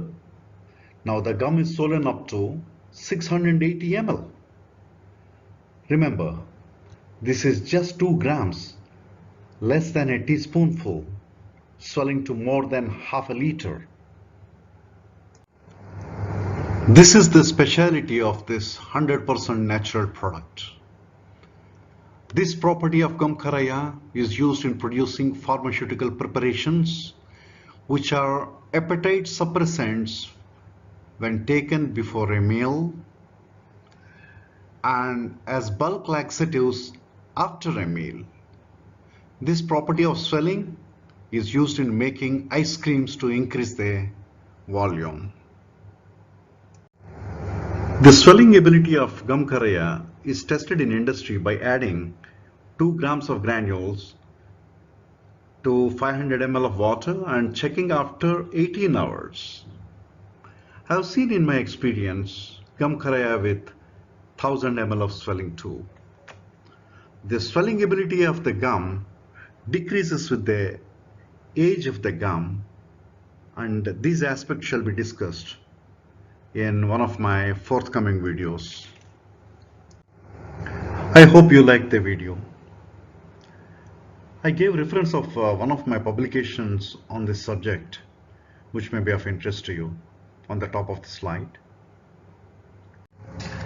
Hi, M.V. Rao here, and welcome to my channel. Today we shall see close gummy friends of the forest. Yeah, two closely resembling gums from very different plants. In an earlier video entitled Gum Karaya, a swelling wonder of the forest, we have seen some exceptionally wonderful characters of gum karaya. And today we shall see yet another tree, Cochlospermum gossypium, yielding a gum which is identical to gum karaya. I shall show you the similarities and differences between the trees and similarities in the gum they produce. The pictures on the left are karaya trees. One is young and one is fully grown. Karaya belongs to the family Malvaceae. Towards our right are pictures of Kondogogu trees. Kondogogu or Cochlospermum gossypium belongs to the family Bixaceae. Thus, the families are totally different and they are totally different genus and species. The only common factor is both of them are grown in the forest on rocky areas, and karaya attains a height of nearly 30 feet or even higher, but Kondogogu attains say a maximum height of about 15 feet. Karaya is a very strong tree, as it can be seen, with a good girth, and Kondogogu is a small tree. Both these trees yield gum as a response to injury. We can see on the left gum karaya exudate on blazing. On the right we find Kondogogu gum on blazing. I always find that the oozing is more with Kondogogu than gum karaya. On our left is gum karaya and on our right is Kondogogu gum. Both are nearly dry. And let us try to recall, both trees were totally different, but oozing the gum the same way. Now look at the lumps. Both nearly look alike, but Kondogogu is slightly yellowish. Gum karaya is hard, Kondogogu is a little brittle. And I have observed always, gum karaya dries slowly, but Kondogogu dries faster. You may be wondering why I am stressing so much on similarities of gums. Let's have a look into the following details. There are more than 2000 gums existing in nature. Most of these natural gums are polysaccharides and some are exudates like gum karaya while some are within the tissues. The gums may be from the tree, bark, fruits, leaves, seeds, seaweeds, bacteria, or even from animal sources or insect sources as well. There are some protein gums also, which may be from horns and skins of animals like glue and gelatin. By the name of the gum, we assume all the time that they are adhesives and sticky, but all gums are not adhesives and sticky. Each gum has its own unique properties. Let's see further. So what's so much interesting about gums? We use gums in some form or other every day. Gums are used in detergents, paints, pesticides, paper, pharmaceuticals, foods, cosmetics, textiles, printing inks, animal and fish feeds, oil drilling, and so on. No two gums are alike, exactly, and these gums are chosen alone or in combinations for different applications. Gums having similar properties are uncommon and are useful when supplies are short or for economic reasons. Now coming back to our story, gum karaya and kondagogu have identical properties. Let's discuss about swelling ability. The swelling ability of gum karaya and kondagogu gum are identical. 2 grams of the gum swells to more than 500 ml of volume, and I have seen many a time gum kondagogu also reaches 900 to 1000 ml swelling ability. A detailed presentation is given in my YouTube video entitled Gum Karaya, a swelling wonder of the forest, on swelling ability of gum karaya. Therefore, I'm not repeating the entire exercise and may request you to kindly go through this particular video. Now let us discuss one more similarity, that's viscosity. Briefly, viscosity can be taken as a thickness of a solution. The more it is thick, higher the viscosity. Viscosity is measured by several methods, but Brookfield viscometer is very commonly used for gum karaya and kondagogu gum. A viscosity of about 1600 to 2000 CPS or 2200 centipoises also is seen in both gum karaya and kondagogu for a good quality fresh gum. Let's discuss some other identical properties in both the gums. Both gum karaya and gum kondagogu look alike in appearance. Both have structural similarities chemically. Both lose their properties gradually on storage. Both show pH lower than 7 because of SD components present. Kondagogu shows a little higher pH value though. Both are insoluble in water. In fact, we measure the viscosity of the solvent suspended particles.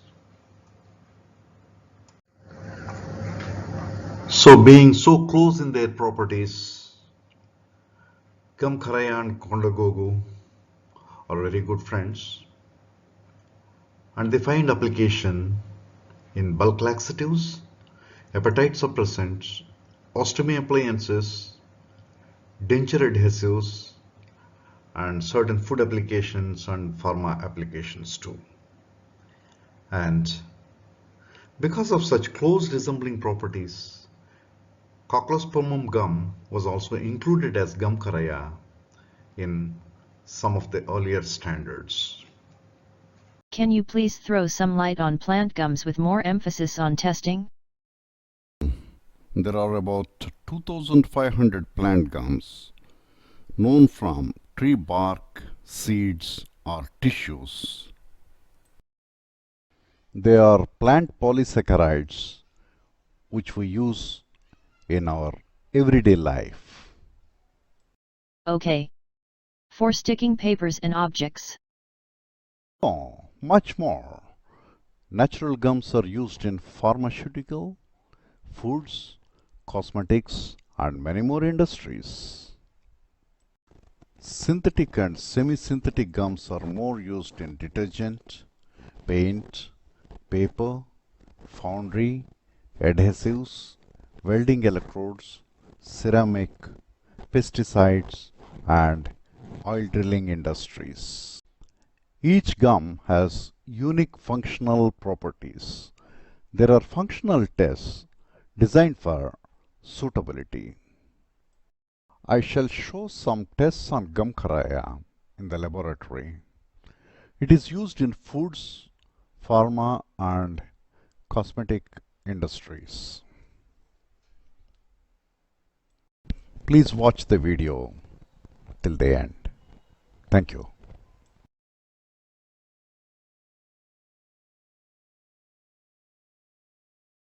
We shall now see the test of swelling ability of gum karaya. Gum karaya swells enormously in water. This property enables its uses in the manufacture of bulk laxatives. In this video clip, the testing is shown. As per standards, a swelling test is conducted with 2 grams of granules in 500 ml of distilled water. But for academic interest, I show here the swelling of 2 grams in 500 ml of water. I have seen in my experience gum swelling over 1000 ml too. The gum loses its swelling with time and shall drop even to 60 ml in course of storage. The gum is used in products to produce satiation when taken before food by virtue of its swelling ability. Here is the actual test. The material is taken and is crushed into fine pieces and they are sieved, and the granules are taken for the test. 2 grams of the granules are taken in distilled water in a cylinder, and the cylinder is kept aside for 16 hours after stirring with a glass rod once. After 16 hours, the swelling is tested. The swelling increases gradually up to 500 ml if it is a fresh gum, or even 1000 ml at times. It all depends on the freshness of the gum. This is the swelling test for gum karaya. Now we shall see how to test the viscosity of gum karaya. Viscosity is resistance to flow. Gum karaya produces colloidal solutions with high viscosity. I show here the testing of viscosity of gum karaya with a Brookfield's viscometer in our laboratory. The viscosity of the gum is a functional property enabling its use in ostomy appliances, food products like ice cream, and denture adhesives. A 1% solution of gum karaya is used for testing viscosity. As swelling ability, viscosity also is lost in gum karaya with time. Gum karaya, though produces high viscosity, is not sticky. However, it is a product widely used in the manufacture of denture adhesives in powder or paste form. Here is a demonstration of how we test the viscosity. You can see when the gum karaya solution of 1% is poured from one container into the other, how thick it is. I am using here a Brookfield viscometer which has different spindles, and there are different types of Brookfields which are available, and it is a matter of choice which type is used for gum karaya. So I show the spindles here.